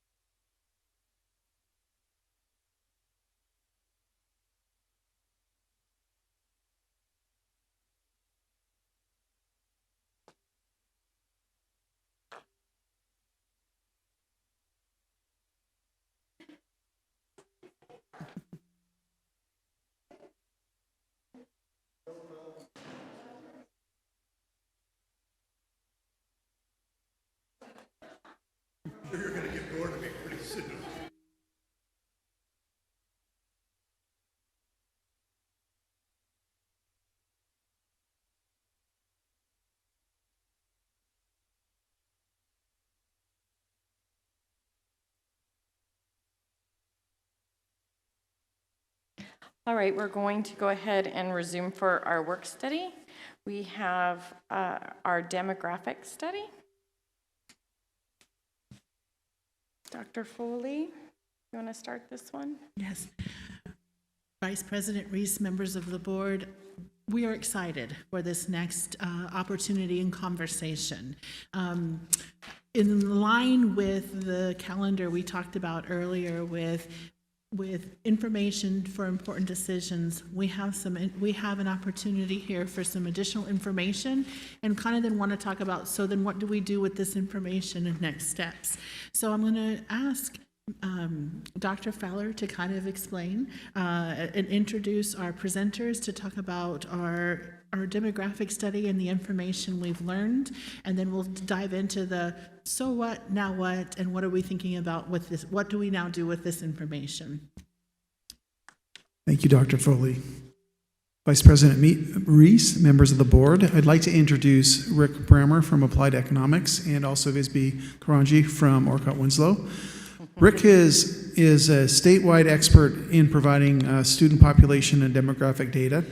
The study that you're going to hear tonight was originally completed early this year. The presentation, though, was delayed, like everything else, because of COVID. And so we appreciate your willingness to hear tonight. This study was actually provided to the district at no cost and sponsored by a few of our business partners. This study provides very helpful information about current projected enrollment trends in the district, and that, as Dr. Foley alluded to, that will help us with our future planning. And without any further comments, I'm going to turn it over to Mr. Brammer. Thank you, Dr. Foley. Vice President Reese, members of the board, Dr. Foley, it's a pleasure to be here tonight, share with you the results of our demographic study. I will try to be as brief as I can. I know you've got the full report. There's a lot of slides here, and the slides I have here really do a pretty thorough job of telling of what the report does. So I'll kind of go fast, and if I'm going too fast, you just holler at me, and I will definitely slow down and take some more time with it. But if we look at the scope of the study that we do, it's a pretty standard scope for us at this point, but we're focusing obviously on enrollment information, grade level distributions, other characteristics of the actual current student population. The most important in what the way we approach it is, the geographic distribution, how students relate to housing units and households, and what that tells us about where we're going in the future. And then in this day and age, one of the most important things is to look at the alternative providers that are active in and around and through and between the district. And that includes not only, of course, charter schools, but other schools in other school districts. And so it's an open playing field out there. Which is quite different than when I started doing this, 25 years ago, when if I knew how many kids lived in a neighborhood, I could tell you exactly how many were going to be at the school. And that is, introduced a whole level of complexity, and it really makes difficulty, in doing good planning work. And people like Visby have to pay the price for trying to, make things as flexible as they can because of that. The demographic characteristics, of the existing population, you're beginning to, I know you're building like crazy right now, but the end is kind of coming in sight here. Population is going to start to change a little bit. The demographic characteristics of the existing population are going to become more important, or as important at least, as how many houses are being built. We look at the age structure and the type of housing of households, family households, non-family households, renters. The main thing we focus on is the age distribution of households, because that tells me almost exactly how many school-aged people I can expect. Residential development impacts are obviously still significant at this point. They've been tremendously significant. Inventory of current projects, what we know about what's left to be built on some of the ones that are coming down the road. And then finally, we use two different enrollment projection models, one to kind of cross-check the other. And the first one is a top-down macroeconomic. How does the district fit into Maricopa County, and what's happening in Maricopa County vis-a-vis the nation? And it kind of frames the projection, if you will. And then there's the second one, the bottom-up model, I call the planning grid model, and you'll see those mids in a minute. In fact, we could go to the next slide, and that way you'll have a visual while I'm kind of talking about. But the district is divided into 82 quarter section or smaller size analysis areas. And we had the privilege of serving the district back in 2012-13, and we actually created these at that point in time. And because of that, we're able to do a longitudinal look at, the distribution of change in enrollment. And that helps us a lot when we're trying to evaluate, like I said before, where particular neighborhoods are at. So we'll go to the next slide and, basically start back at the beginning. And the blue bars in this graph are 40th day head count enrollment. K-12 doesn't include preschool. The red squiggly line, which goes completely off the charts, some of you who were here probably remember the pain that caused, but that's the annual year-over-year growth rate. And so, up until last year, still, except for the 17-18 year, being positive all the way through, not only during the massive run-up in the 2000s through 2007-8, a lot of people experienced that around here. What's different about you is you kept growing, albeit at a lower rate, but all the way through the Great Recession. You never actually stopped. And that's fairly amazing. The growth since about 2013-14 has been majorly impacted by alternative providers. Your enrollment would be, several thousand students higher today if that hadn't occurred, and we'll take a look at that, how that's playing in. But a really strong showing, and right now back to what I kind of call, positive, comfortable growth. You get that 3 or 4% per year, really makes things work very nicely. Next slide, please. Next way to look at the data, kind of slice and dice who's out there, is to look at what we call grade cohorts. In this case, the average enrollment per grade in each of these 4 groups. And just like other areas that go through a really fast growth period, you see that K2 group pop out in the early 2000s. And really, that line, it's up some, but it's kind of peaked. And you start to see the other grade levels now, catching up and surpassing that. I've never seen a district where the curves stay together this long. And it's a testament to the strength of the housing market and the fact that families aren't moving in everywhere in Maricopa County, but they are here. And so we haven't seen the last of it yet, but when that K2 number starts to plateau, the rest of them are going to follow it. Since this is a move-up housing market, it could end up that in the end, like in Gilbert, you have more high school students per grade by quite a bit than you do kindergarten, first, and second grade students. But you haven't gotten to that point yet. So it's a very interesting district in that way. Next slide.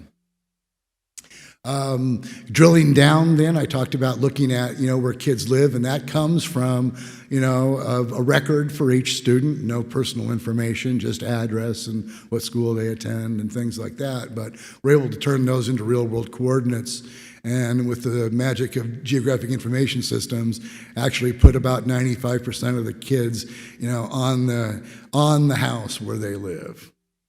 Which gives us, like I said, really good information about student generation from particular types of housing. And since we have a history now, we can see how it's changing over time. And these dots, it doesn't show here, but they go outside of the district. We geocode all the students. 1,300 of your 13,000 students currently reside outside the district. Many of them to the east and to the south, but certainly not exclusively. Next slide. Like I said in that last slide, this is kind of what seeds these numbers, or what seeds my sub-district model. And this is just a little slice of that data. So this is from last year. And what this map is telling us is the colors, because they're not, all the grids aren't the same size, I standardize it to, students per square mile. And so the colors are telling you the density of enrollment. And you have some of the highest and some of the lowest density enrollment areas in the entire Southeast Valley. So it becomes, a little bit of a challenge sometimes when you're doing attendance area and facility planning because the distribution is so concentrated in some areas. The little red numbers are the actual number of K-12 students coming out of each one of those boxes in 2019, 2020. So it's good information. It's more of a visual than orient yourself. But the next one is to me more interesting, which shows us, well, between that period, between our last study, which I got it wrong, it was 13-14, but anyway, and 19-20, that 6-year period. Now you can already see, in this case, the red numbers are the change in the number of K-12 students. And so you can already see the parts of the district that developed first that are already beginning to lose kiddos.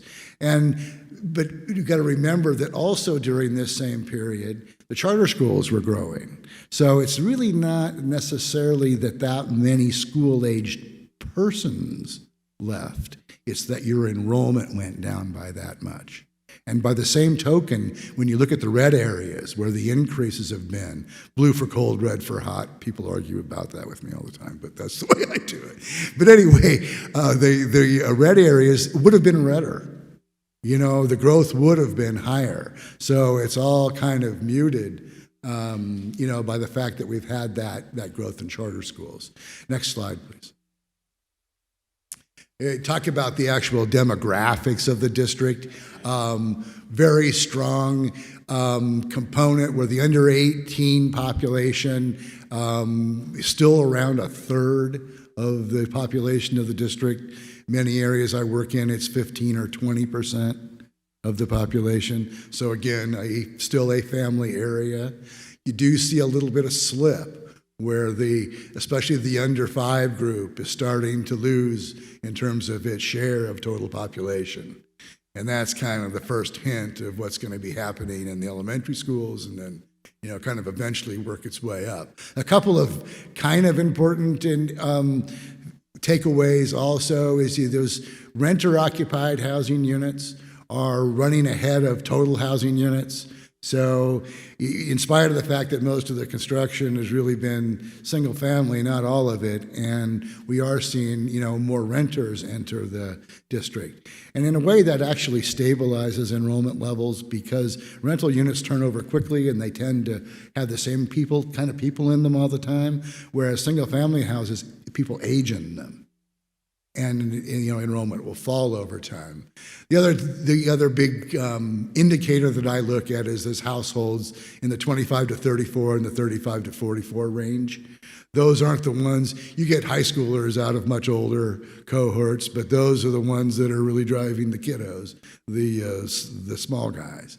And so again, no huge cratering, but down from 64%, in 2000 to 52% now. So the signs are there that the aging, the maturation of the district has definitely become, and that's probably going to continue to some extent and accelerate, especially later in our projection period. Next slide, please. One of the things that I talk about with everybody, and this is just birth rates. You've heard a lot about it in the news lately, and during the recession, birth rates in Arizona fell by nearly 20%. And the number of births about 17%. And I lagged those birth years down at the bottom. There's a line that says kindergarten going across there. And so many of the districts that aren't growing like you are experienced pretty significant declines in kindergarten enrollment between about 2011, 12, and 16, 17 as a result of that drop. It was interesting is that after that, we had 3 years that were relatively strong, or at least the birth rate ceased to fall. And that was during the economic recovery. And every time in history when there's been a drop like this, and then the economy recovers, guess what? The birth rate goes back up. Every time in history up until right now. And the type of impacts and the young people that felt the recession, in terms of their jobs, in terms of their college debt, in terms of everything, have simply just put off having families 5 to 10 years longer on average than it used to be. And because of that, you create this one-time sort of shift, and we're dealing with that gap right now. We're still waiting for 2019 data to come out, but I don't think it's going to be up. So what that means to us is that even though you're a growing area, between 2019 and 2023, as far as we know, there's less kids in the pipeline altogether. Next slide, please. We talked about the alternative providers. This dot map is kind of hard to read, I suppose, at the scale, but there are currently 10 charter schools operating in the district, enroll about 7,300 students. You're kind of surrounded too, within a mile of the outer boundary, there's another 3,600 students in those schools. And so, you know, their enrollment over the last 9 years, this was 2010 through 2019, had increased by 6,500 students, while yours increased by 3,200 students, which means during that particular period of time, of course, they captured about 2/3 of the growth that was occurring.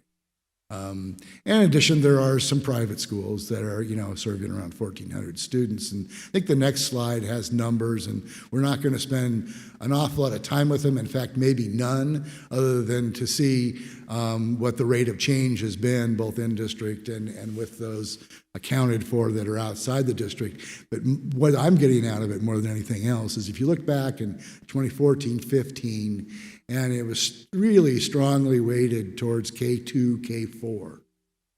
And the upper grades were very small.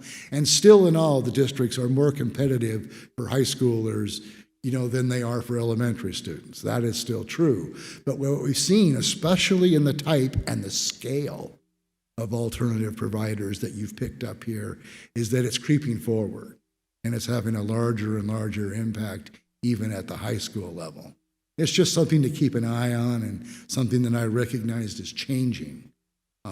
But anyway, and it's factored into the projections. And that's, you know, it's important, I think. Next slide, please.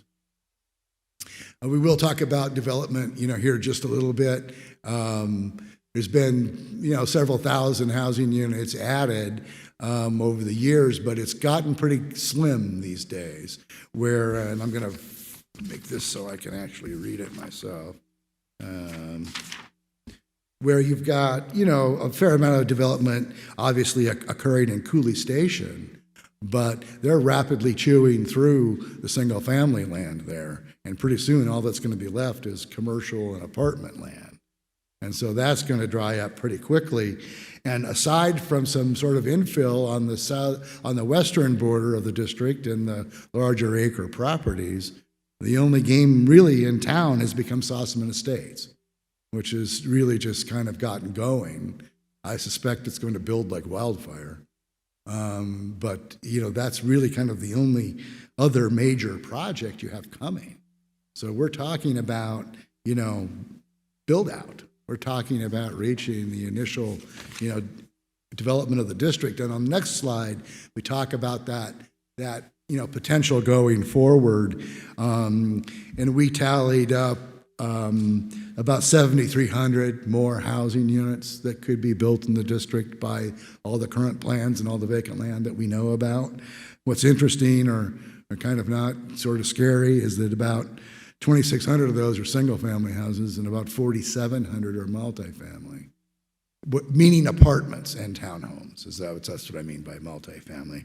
And moreover than that, where they're located, you know, along Williams Field Road and that entry to ASU East, and I've been tracking this project since the conversion of the air base. I mean, that's how long I've been working out here, and it's always looked like that. It's always been the dream to be Mill Avenue, or a Mill Avenue of sorts.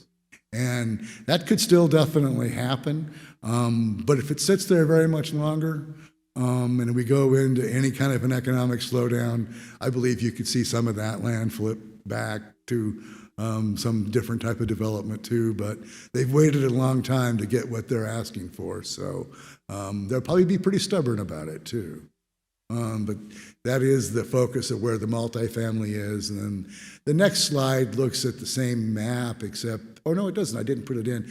The timing map, which just shows you, I didn't put it in here, it is in the report, that basically everything is active right now, or it's going to be active very, very soon.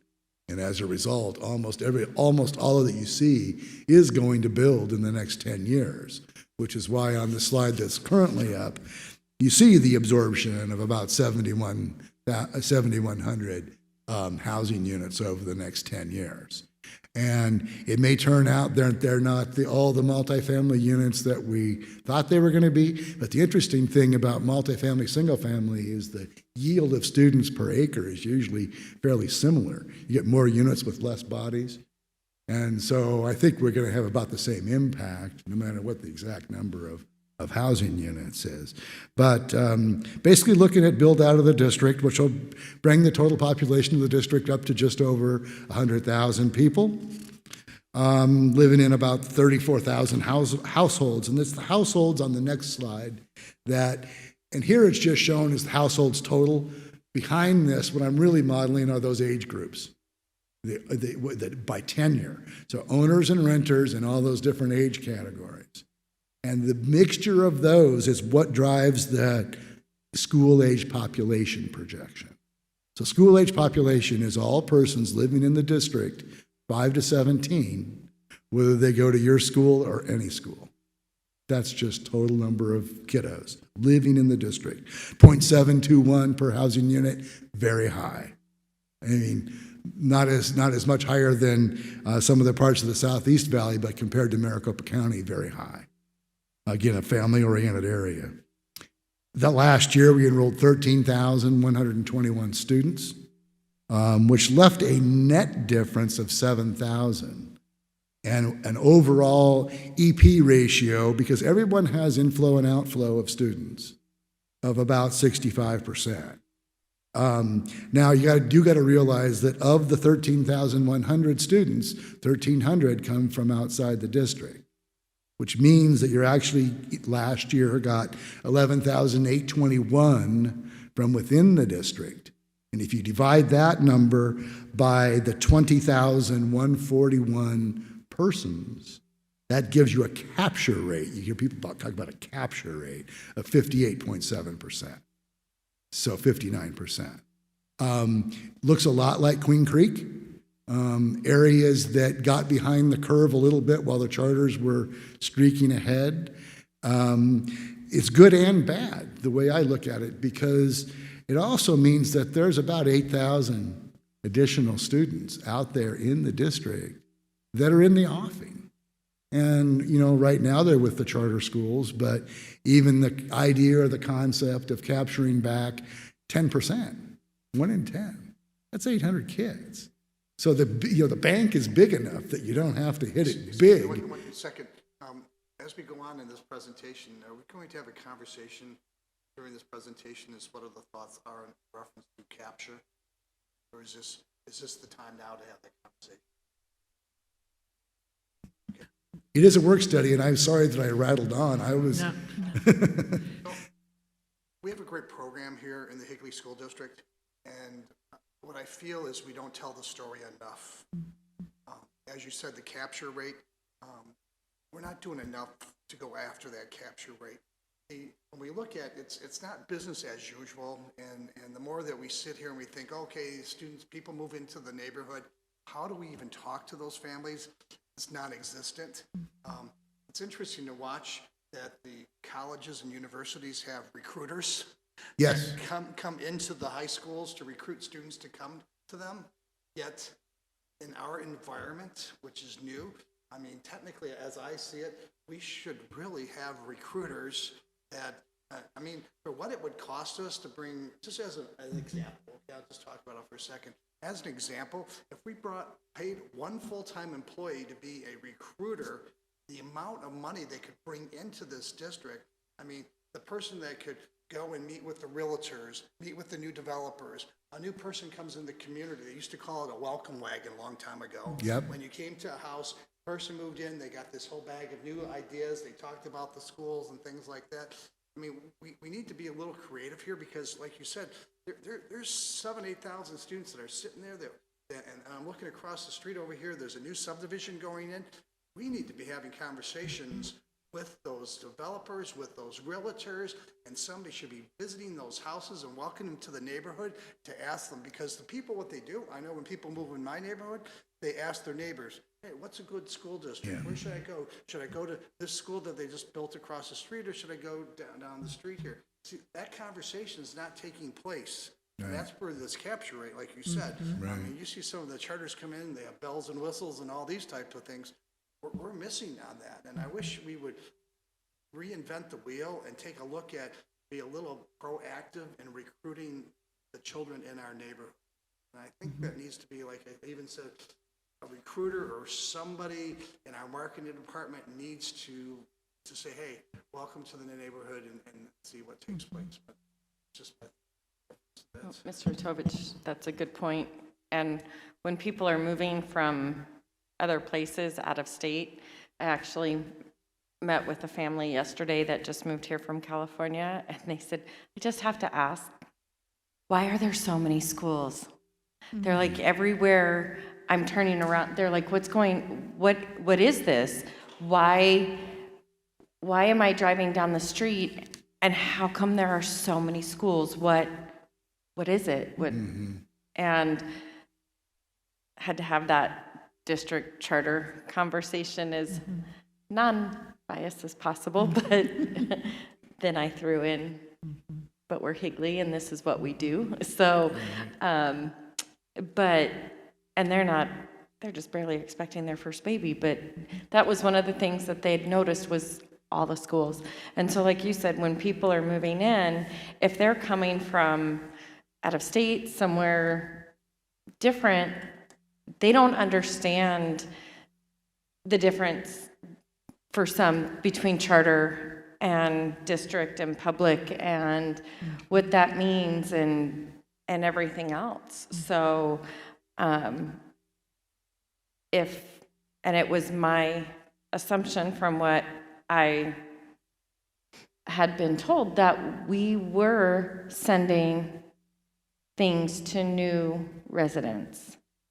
Was that happening? Vice President Reese, Board Member Witovich, I believe that when Michelle Reese was here, Dr. Thomason had shared with us that that was one of the things that they were working on doing. There were little bags that they had put together for delivering to those. To the extent of our capture rate from that or how we were doing on that, the update, I don't have an update on the return on that, but I will tell you, we're currently in the process of identifying a new public relations person, and when we went through the vetting of what are we looking for in this person and what does this role look like, we talked and hearkened in our team to the fact that, just like you had talked about with us earlier in a work study with us, is that we are our own best kept secret. And how are we going to get out there? Because we pride ourselves in a boutique, and we have, for the size of district we have really great program and options, but how do we advertise and build on that? And that was one of the key pieces we were looking at. How do we do better at that? Because we do a good job of promoting to those who already know about us and not. So yes, they were doing that. To what extent that we were yielded, or what could we do more of? We are going to proceed with that, with a new direction, a new person in that role to help support us in that capacity. Because just like you see here, that 65% capture rate, how do we help capture back our students and our boundaries? I have a quick question before you move on. I went back a few slides. I didn't want to interrupt you. You were on a roll. Do we have a higher than average number of charter schools in our district? Because it seems like we do. Yes, when you do. I drive, I feel like it's a new one every block. I mean, I think the time I arrived. The focus here was not only the regular sort of market-based, the Great Hearts and those kinds of people, but, American Leadership Academy, has had a tremendous impact, and that's just the way it is. So and overall, we have more per square mile than other areas. Okay. Definitely. And then I just want to thank our Gilbert and Queen Creek for being so awesome and family friendly, because That's why people are moving here. They're hearing about our awesome schools. They're hearing about the great police officers that we have that are, safest in the nation or whatnot. So I just want to just extend a thank you to them. Well, I have a moment too. So thank you. One of the things you might think about in that marketing message is that I find a lot of people that come here from out of state aren't familiar with the fact that the district and the city aren't the same thing. Mm-hmm.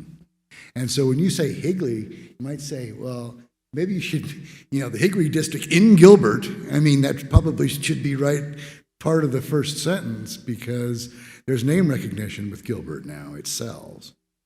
And so Higley, I kind of know where it is, but people, like in many parts of the country, the city council, what they call that, suspends the meeting as the city council, and they become the school board. Mm-hmm.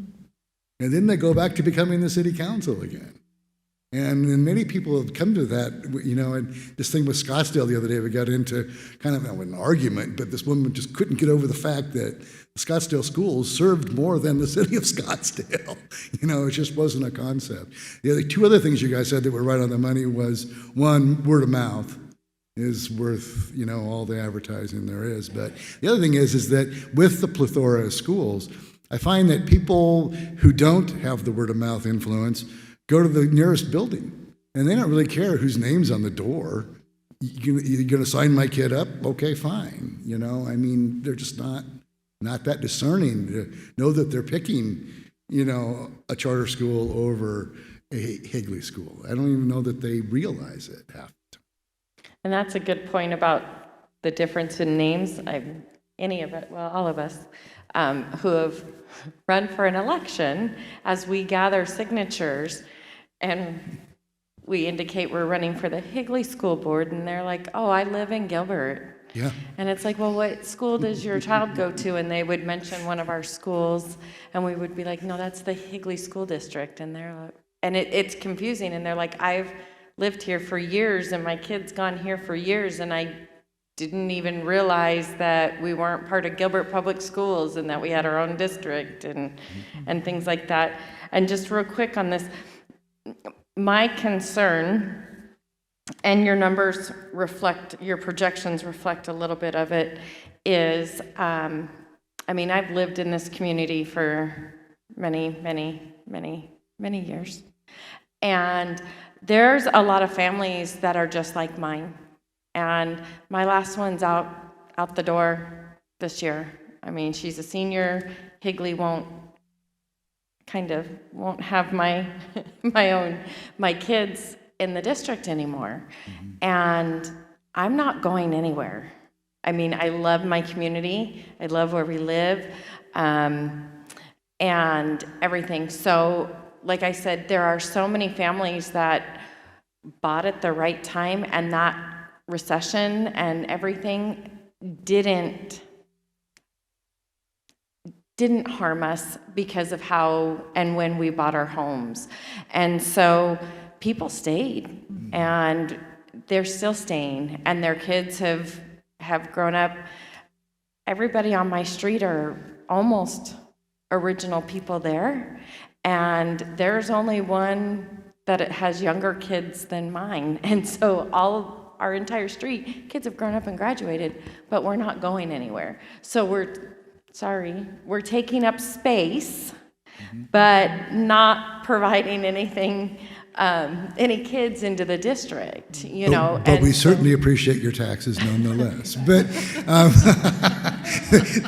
we won't talk about that because I also have a small business in the district, so we won't talk about that. And I'm happy to pay them. And we've done some longitudinal studies that show that if you take, a neighborhood, or even like say about a square mile is about the closest you can really do this, is that there's about a 30% to 40% drop between peak enrollment and the bottom of the curve before finally everybody ages out. And it's interesting because we did this as a case study, and I picked 4 different places across the valley that were like really different. McCormick Ranch and Dobson Ranch, and places that have been around long enough I could do it.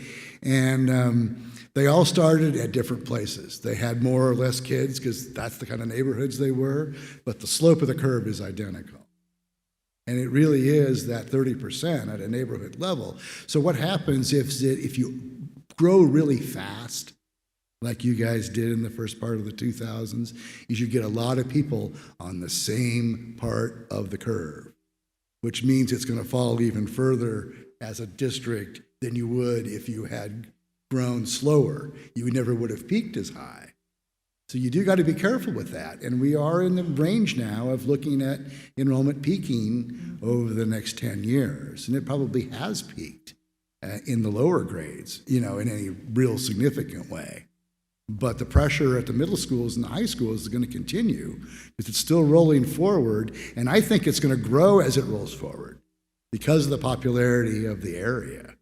So it's not like in the inner city district, a lot of times the most kids you have is kindergarten, and every grade from that is less.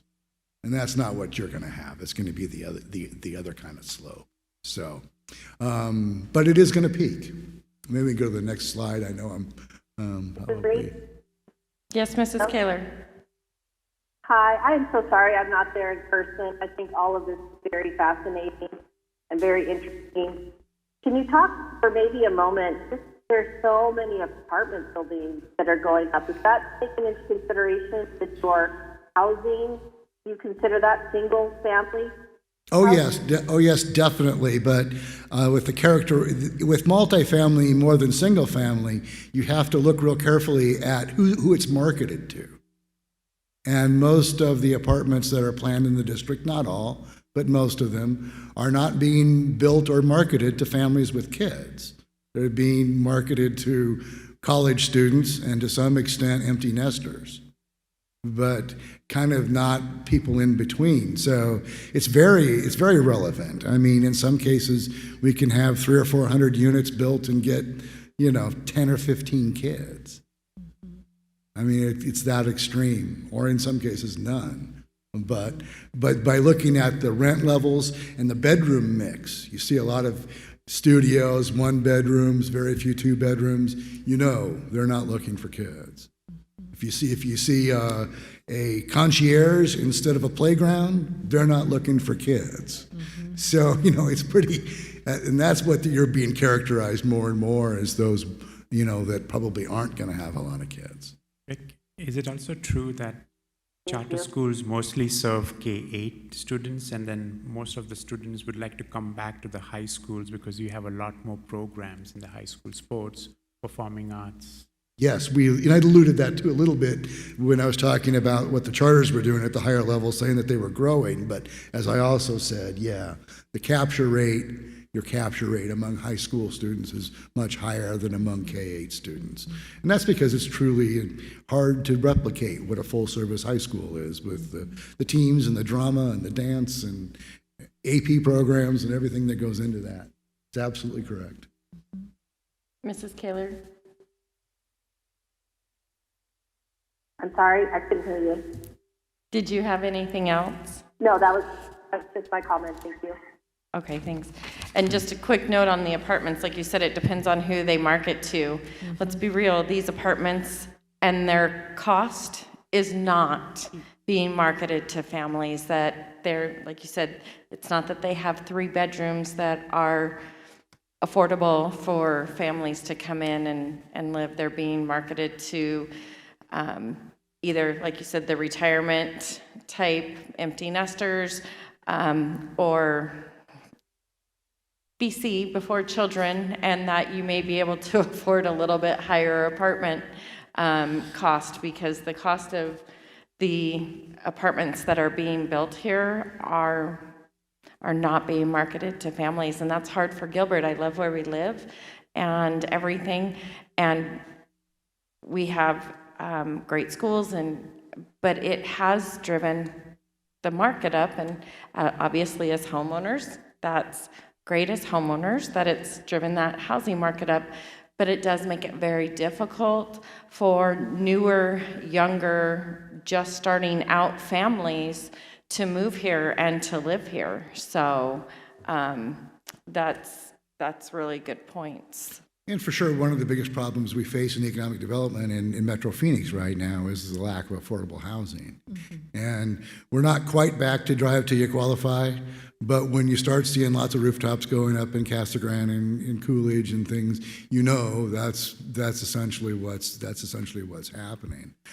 On the other side of that, though, is interest rates continue to be so incredibly low that I'm quite honestly surprised at the number of kindergartners we can get out of a $500,000 or $600,000 or $700,000 house.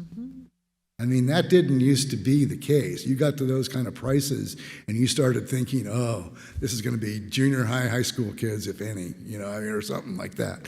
But right now, the people who are seeking the homes are the ones that have finally decided to have kids, which they decided to do 10 years later than I did, which meant they've got a lot more money to spend than I did when I was looking for a place to raise my kids.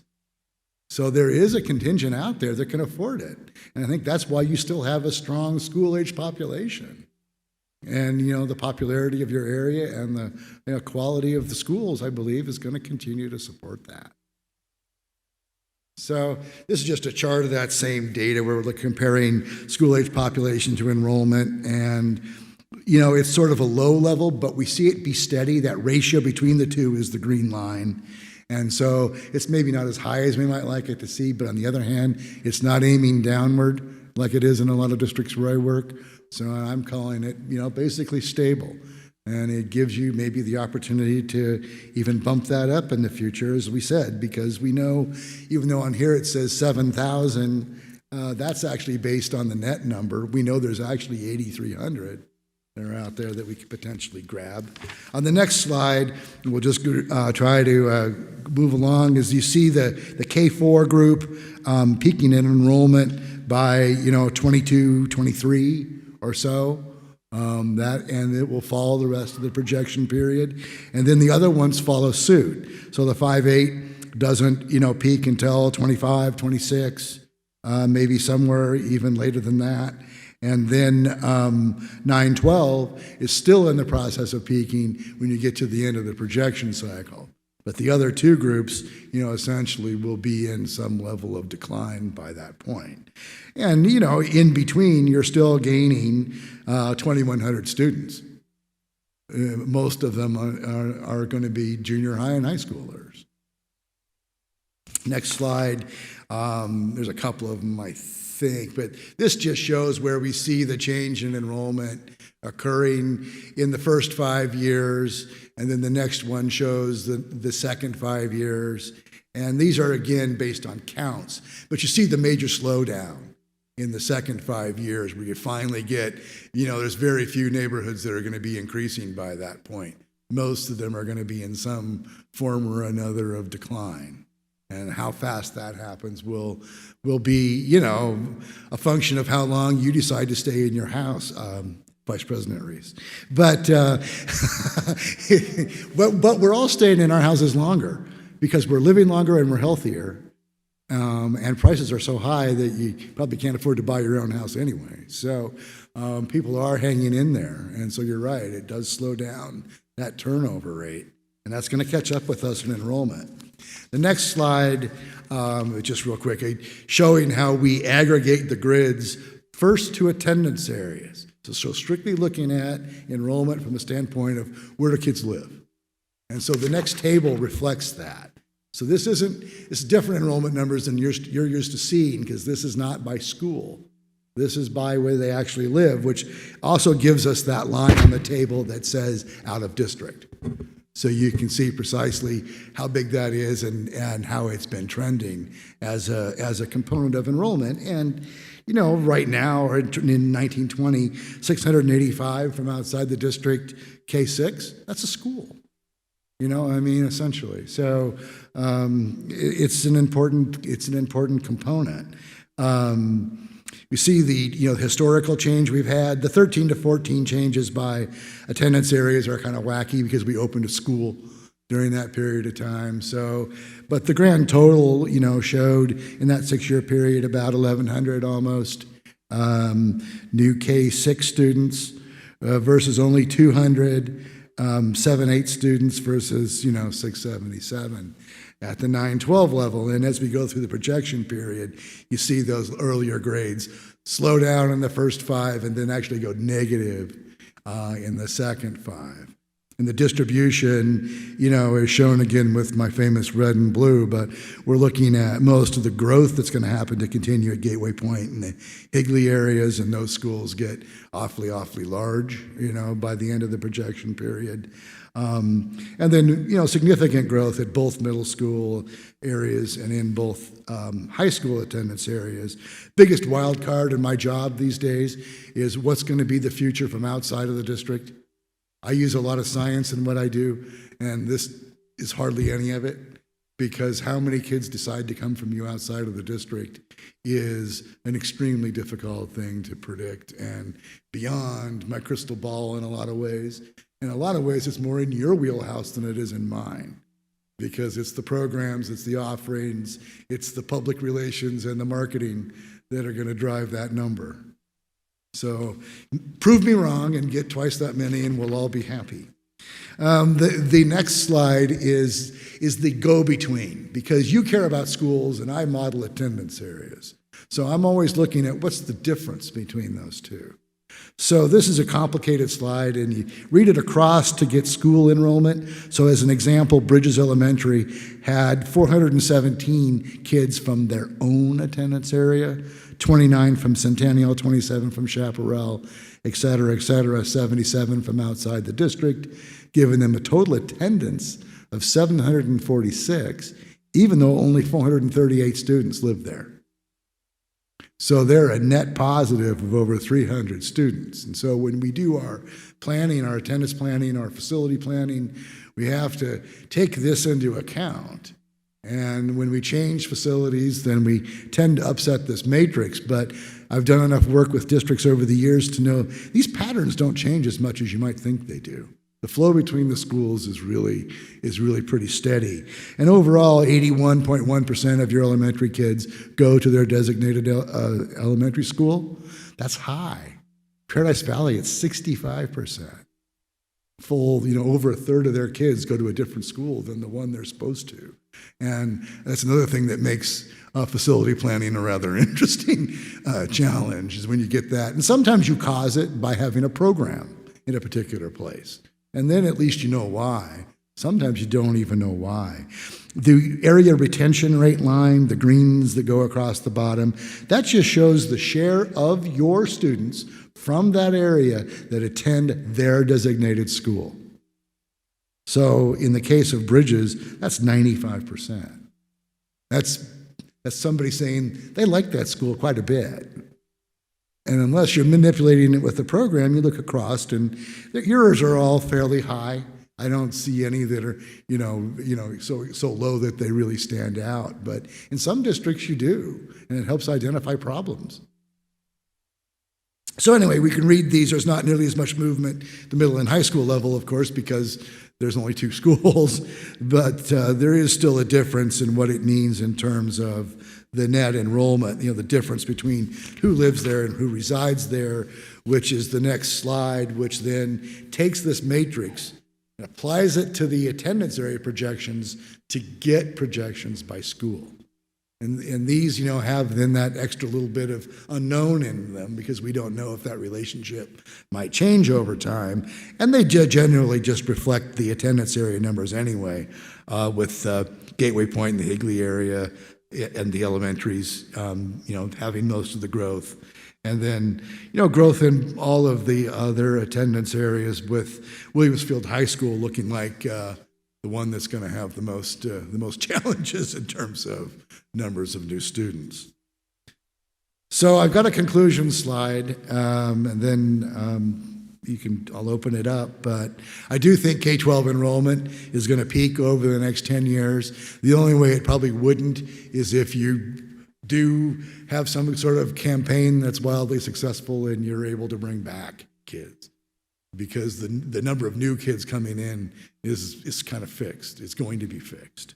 So, and the existing population is going to age.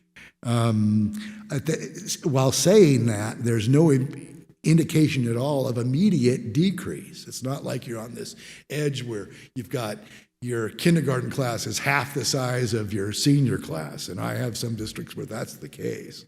So you know it's coming at you. You don't see that here. So you've got a lot of stability. Even though you're getting up there and you're starting that gentrification process, still a lot of stability. We know single-family construction is going to basically come to a stop over the next 10 years, and the multifamily housing that we're looking at just isn't going to be for kiddos. And the final thing, though, is that we have 2 elementaries and both middle and both high schools that might need some help in between now and then, because most of that 2,000 student increase that we're going to get in the next 10 years is going to be there, especially at the high school level. So that's kind of the end of, thankfully, I'm sure you think, of my spiel, but I'm always happy to take questions. It's Mr. Brammer, right? It's Mr. Brammer? Yes. Okay. Thank you. This was really great and really good for the board, and I think that the superintendents and the cabinets to hear. I was going to make a joke about what if I threw a pandemic in here? What would that do to your numbers? But it's actually a very good comment, because what it's done is destroyed my numbers for the most part this year, because there's 50,000 students missing. Right. Statewide, 5% of all enrollment. And interestingly, 2/3 of that is K2. The kids that weren't in the system very far. But nobody really seems to know where they went, but we do expect they might come back. And you didn't really have as big a dip as some, but in some districts where we lost, 12 to 15% of kindergarten. The interesting thing is we expect them back, but in what grade? Because apparently kindergarten is not required or compulsory in the state of Arizona. Or fully funded. Or funded, yeah, correct. But it's unclear whether those kids will come back as kindergartners or come back as first graders. And I think it'll be a mix of both. And I think you're going to have your hands full with the ones who try to start as kindergartners may not be quite ready. Your point about the importance of that kindergarten program. Oh, you were listening, yeah. So I think it's going to cause a bump in a lot of districts next year where they're going to get a bump of kids back. You didn't lose that many, you lost a few, but it's not as big a factor here as it is in some of the other places where I work. Thank you. And I also wanted to just add some testimony. I remember many years ago I was working in Gilbert, and one of my we got into a discussion about what's going to happen when there's a build out, and my perception, and I could be totally wrong, but my perception as a teacher is when we did start to see declining enrollment, we were in Gilbert in Gilbert school district. It seemed very unprepared to deal with it, and it is very, very, very painful when you start to contract. It means moving teachers that may have been at no other school their entire career. It's just a whole slew of really unpleasant things, and my perception was that our leadership at that time had not really planned ahead, and you really have to start looking 10 years out, and not the teachers really don't have to, but the leadership of the school community has to start thinking about that, because it will really wreak havoc and destroy a lot of goodwill, and it affects programs and where people are. So this is very important. I think it's really good information. I won't be around in 10 years, but I thank you for I just think in closing, for our administration, the impact that we can have on this for positive is the marketing, okay? And I hope that's something that we take away from this workshop today, that we can make a difference here, guys. And it's all about us, and it's not about business as usual. We need to be aggressive here. I don't care if a salesman or a car salesman, but we need to be aggressive in our marketing if we're going to change his numbers in our favor. And I think that's hopefully is one of the takeaways from this presentation today. Well, Mr. Glover, you asked what happens if we throw a pandemic in there. Some say there's going to be a baby boom because of everyone being quarantined and everything being locked down. So I don't know, our numbers may completely change, and we may have a ton of kindergarteners in 5 years that we weren't expecting. So we'll see what happens with that. But they say. One of the things that has happened almost immediately was, of course, prior to the pandemic, we had, and still have, a big push for housing, urban housing, downtown kind of housing. And now all of a sudden, everybody wants 2 or 3 extra bedrooms. And so we have builders scrambling to try to figure out how to build 5 and 6 bedroom houses. And that's not going to happen downtown. But it's also going to mean your house and my house, the big old houses that we no longer need, are going to be worth a fortune. I mean, it really is. So on my street and in my neighborhood, houses are going super fast to those young families because it is the starting point, or there is this, the starting point from other states, and they're bringing their children. Because the pandemic, I don't know. I'm questioning all of it because I think we may have another big boom in Hinckley because of all the people from California coming.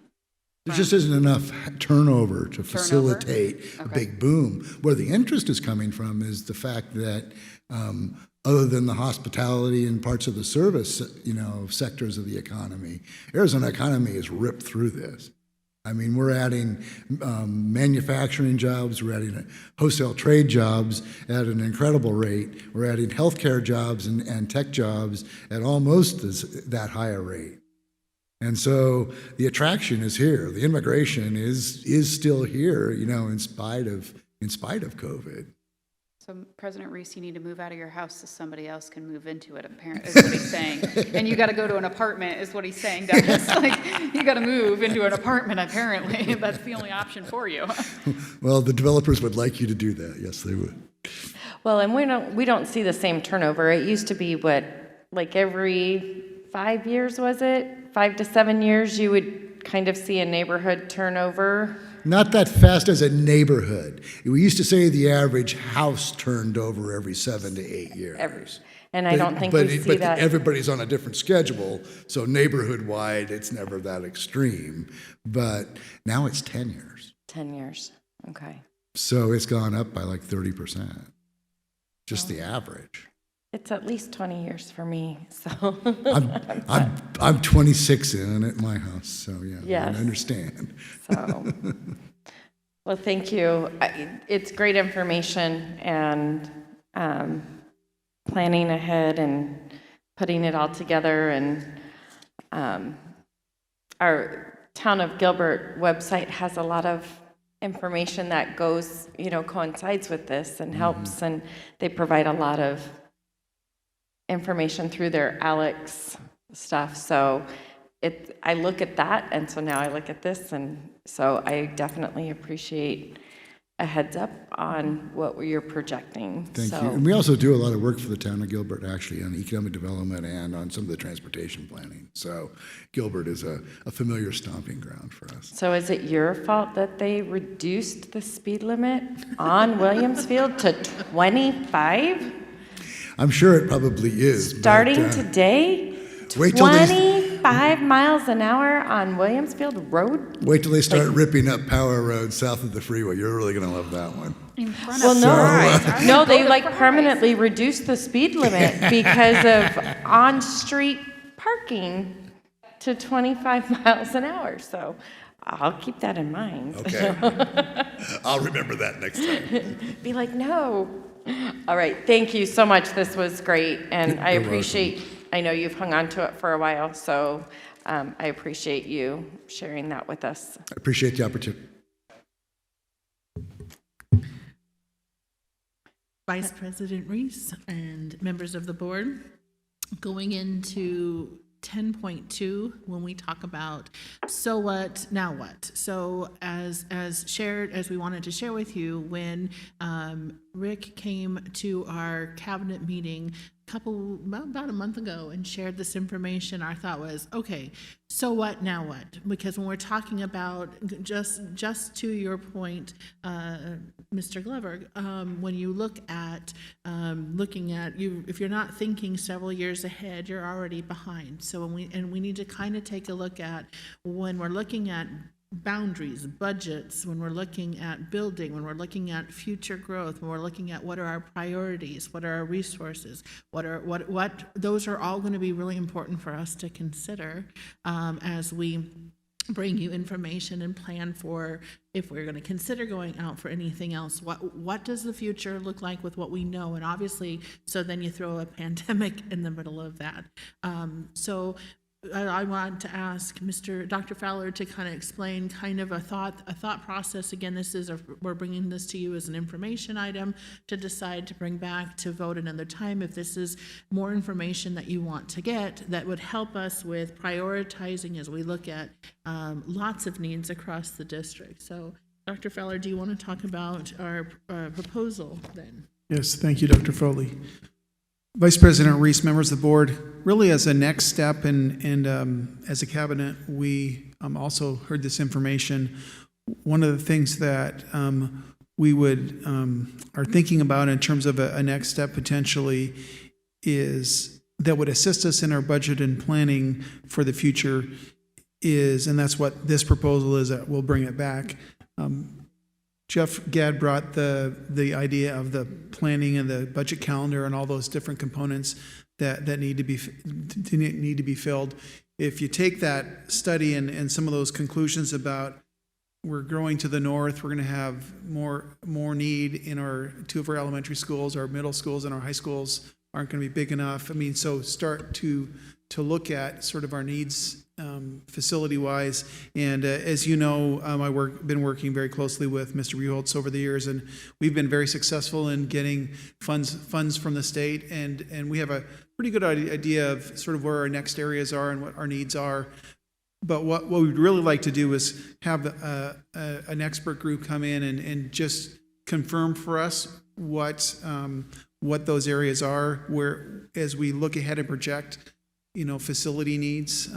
Certainly we want to, and the board's informed now, but want to look at what the data is telling us and certainly confirm that. As Board Member Wilson said as well, if they keep coming, then we will have to readjust it. But based on what we're seeing, there's certainly some areas that we need to be planning for and prepared to focus on.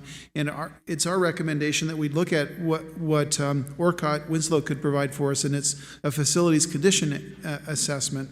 And that's reviewing all of our school facilities and really kind of a second opinion for us, because a lot of the big items we're going to kind of know, but then just to make sure with the experts in that field and be able to be better informed and inform the board about what that looks like. I think that would be something that would really benefit us. The other thing that I think was included in this, that is included in this, is since Rick's information is now almost a year old, it would allow him to spend a little bit of time and just update that to make sure that we've got the most current information, and we could see if there's been any changes in that. And so kind of briefly, that's what that study would provide, but really allowing us to have a second opinion, and the experts that do the condition index allow us to have some more data to make some really good detailed planning and look ahead for the next 2, 5, and ultimately 10 years in terms of what we need to do and where we need to go. So, I'll answer any other questions that are related to that. Mrs. Reese? Mrs. Kaler? Thank you, Dr. Fowler. I believe this is money really well spent for our district. I think that having some impartial eyes walk through our campuses and looking at everything, even myself, I walked through campus the other day and I was like, oh my goodness, this flooring, why aren't we addressing this flooring? And so I think it's just time that we have some impartial eyes walk through every campus and give us all those direct needs. I think that sometimes we focus on maybe who's screaming the loudest in our district for what they need or want, maybe more of a want than a need. And I think it's time that we focus on the needs of the district. I know that one of our cuts many years ago was custodians and maybe possibly maintenance, and it's time that we start really putting some money back into our schools. And we haven't done that as well as I think we'd like to, all of us. So I'm really grateful for this planning ahead and for the future. And it doesn't mean that we get everything done we need right away, but I think it's really important to put that list together starting right away. Thank you. Just a few questions. So how often should a study like this be completed?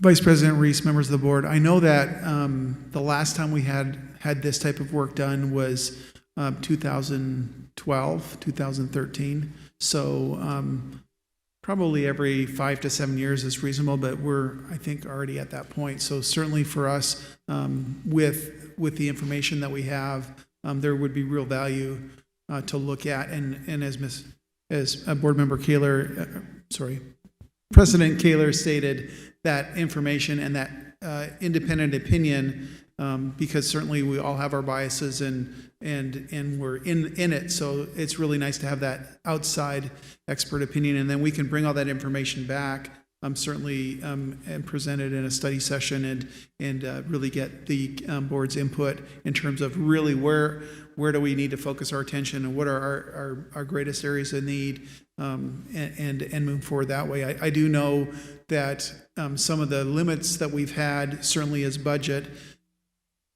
Also, we've been limited because we know there's things that the SFB pays for, and so some of the things that we focused on the last 5 or 6 years are the areas that we knew that we've had success with, and well, we know that the state is going to give us money for these items, so let's get all these items done, and I think we've done well in those areas, but there's a lot of things that the SFB hasn't funded and wouldn't fund, and so there's clearly some areas, and I'd be really interested in seeing this result as well, and being able to be methodical about a plan and a process of really addressing those needs moving forward. And so, but I do think it's reasonable, and Bisbee is here to chime on that, but at least 5 to 7 years, I would think is reasonable. Think that once we create that document, it should be a living, breathing document which can sustain itself for multiple years.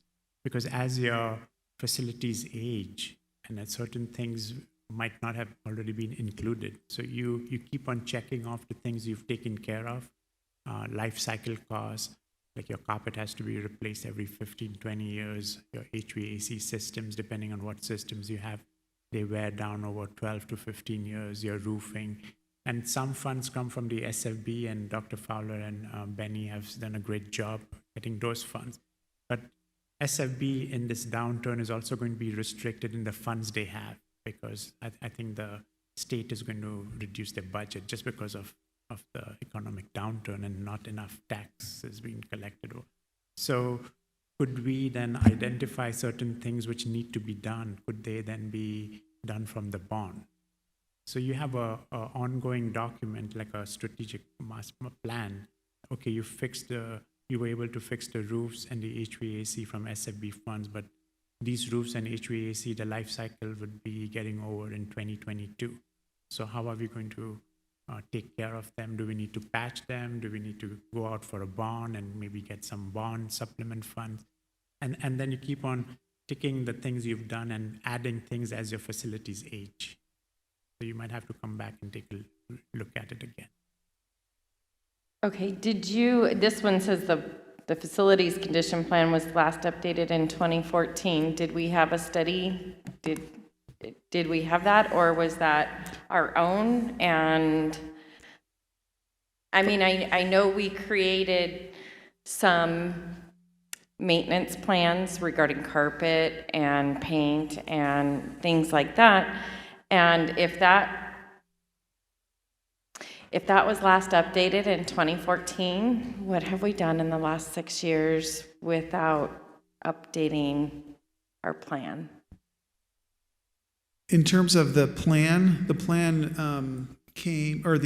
that study was done right at the same time that the middle schools opened that same year. So it was the group that managed that, and so that document was provided at that time. And I think the plan was restricted because of funding. And so the document and the plan was presented, and I got it sort of after probably the third person that was in that position. But it was information that we had, but really it was never really incorporated and shared with the board and or really used to address the need. And as Visby indicated, we want to create a living, breathing document that captures all the work that we've done from different, including the SFB, but then also prioritize items that here's what we need to do, and then as we do them, put that on there. So it would be something that grows over time. And so I really do feel that there would be real value in this process. So. No, I agree. I mean, it was my understanding this is what we have been doing, as it had been talked about, not completely presented to the board, but talked about to the board that it's time for us to do this and it's time for us to do that. But if we've not really done that, I guess that's a separate thing, but we need to do that. And my other question, I think you helped answer it. My other question was, I mean, Bridges is new. Is this something we really need to be doing? But I think you answered that maybe that list at Bridges is going to be really small, but if it's a living, breathing document, as that building ages, it will start to get added things that come up. And then I'm assuming, and please correct me if I'm wrong, that obviously we're going to prioritize any safety issues ahead of anything else. I know, Mrs. Wilson, when you talked about one visit to Power Ranch, there was a concern about some doors, or maybe Mrs. Kaler, I thought you were there too, that there was some concern about doors. And so I know that became an item to take care of. So we'll walk all of the campuses with district facilities people, and then we'll come up with a detailed list. And then usually there's a committee which is formed by the district leadership, which goes ahead and we price it. That this is potential cost for all the changes which would be. And then the district forms a committee and prioritizes on each campus, which is priority 1, 2, and 3. And life safety is number 1, because you have to fix that. And once you've identified and you don't fix it, then liability comes into the. And then anything which affects education, like you have a air conditioning coming on, and it affects the hearing of the students, so they cannot learn in a classroom. That becomes important. Leaks. Sometimes water leaks to the walls or to the roofs. We need to identify. So anything which affects education is also a very important priority, because then the kids can't learn or cannot be taught. So we identified those different items, prioritize them, and then you can kind of put them into separate bond packages. That do we want to go for a small, medium, or large bond? And then that comes back to the board, and it's a decision which you would take on how to proceed with that. We also identified these items, what funding we can go and get from SFB, because they paint the schools, they do roofing, they do HVAC upgrades, chiller upgrades. So ADA is a upgrade which we can go and ask the SFB to pay for. So there are certain categories we said these are potential SFB costs, and try and get those fundings from the SFB. But if they turn you down, then what are the other avenues remaining to get those things fixed? President Reese. No, I was just, that's great to be able to identify different revenue sources, like if not this, then this. And then, yes, we're going to have some areas that we need to address in the future with some growth. Mm-hmm. However, like Mr. Glover mentioned too, we're also going to have some declining areas. And what do you do? And how much do you spend? And it looks like some of that growth may be just a temporary through a curve growth, so it's not a permanent thing. And so having all that information and having options to talk about what our buildings look like and what are some temporary versus permanent options for future influx is really good to have. Many years ago, we did that for Kyrene School District, where my kids went to. And going to different schools, we also found out that what are the district standards, that you need 1 science lab or 2 computer labs. And we saw that as in Kyrene, like Rick also did all the demographic reports, their enrollment is actually declining. They are filling up and staying steady by out-of-district kids coming in. Because of their, like you, they have a good, strong educational reputation.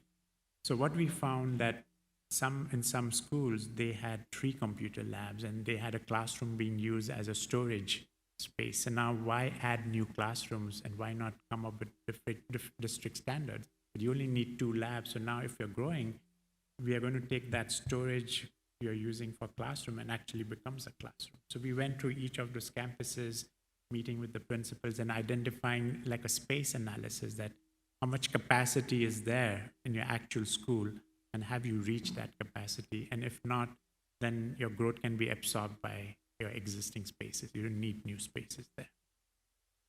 Vice President Reese, members of the board, that was the thoughts and questions that we had as a cabinet when we took a look at this information. It's nice to know those numbers. Obviously, there's some things that are going to change, but when we look at if our middle and high schools on the north side of the district is going to need some additional classroom spaces, those are obviously going to be some priorities. When our thoughts are, in addition to the information that our own department had on what has been done, what were the priorities. Our thought was it would be nice to have an outside source to say, here's an index.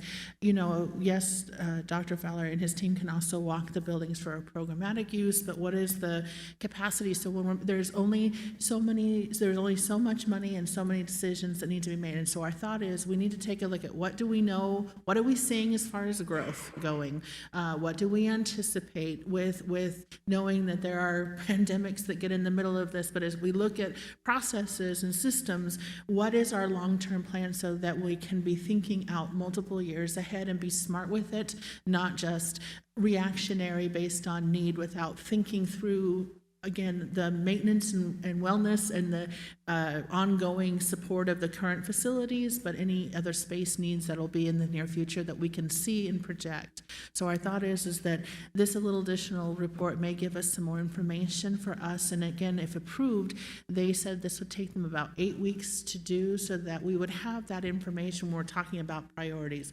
An update on the impact COVID had on our enrollments and projections, and a facility index, as well as a facility conditions index, as well as a capacity to then mirror on top of what Dr. Fowler and his team have done, so that we can make some priorities and decisions on what's most important and our greatest need.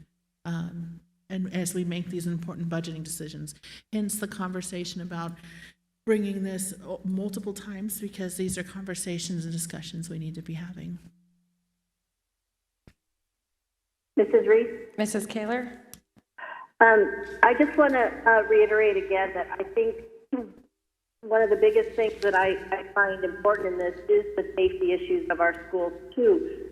Mr. Lotzenheiser and I were walking in the hallway the other day, and we were just kind of like shocked that something was awry. And so again, sometimes it just takes these impartial new eyes to look at our campuses with a different view. So again, I haven't been able to hear every conversation. I apologize. This phone connection is not perfection.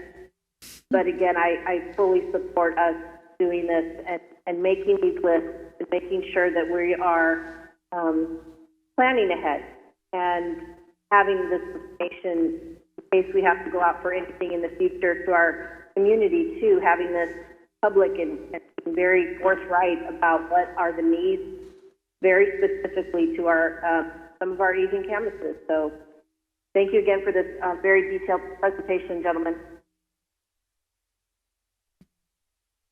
Could I just add one thing to that, Vice President Reese, members of the board, is that, remember I talked about how if you grow really fast, you have to overbuild to have a seat for everybody. Well, the other thing that happens when you grow really fast is all your schools are the same age. And so if you don't understand and get ahead of the curve that SB's talking about, it'll eat you alive, because you're going to have 5 or 6 schools that all need the same thing at just about the same time. So when you had a rapid growth period like you all had, it's really important to understand what the backside of that looks like. So I don't know anything about what he does, but I know that the dollars add up really fast. That's a good point, because Higley almost once a year was opening a school. I mean, because we were growing really fast. So they are only a year or two apart for several of our schools. And so you're right, they're aging at the same pace. And so thank you. Any other questions or comments? No, I appreciate this. And Dr. Foley, again, I can't thank you enough. I've been saying practices, processes, we need to plan, we need to know what we're looking for, and we need to have a process to know what we're looking for, because otherwise we don't know, and then we're looking and we're looking, and then we forget we're looking, and then we're looking again. So I appreciate Mr. Gadd putting the timeline, the calendar together, and you're making sure your team's working really hard on these processes. And I think that's so important, and I appreciate it so much. That's what I've said for many, many years, that we need these processes so we know what we're doing, when we're doing it, how we're doing it, why we're doing it, and when we need to do it again. I so appreciate that, and I think this is the first step in the right direction to really get a grasp on our buildings and our district, and knowing who's coming, what's coming, how's coming, who's going, who's not going, and things like that. So I think this is a great opportunity, and we have the opportunity to be ahead of the curve, take Mr. Glover's advice, and plan ahead for multiple scenarios. So thank you for putting this together. I appreciate it. And if nobody else has anything else, we will go on, and I will move that we adjourn. Second. All in favor? Aye. Aye. Aye. Motion carries 5-0. Have a good evening. Good night. Good night.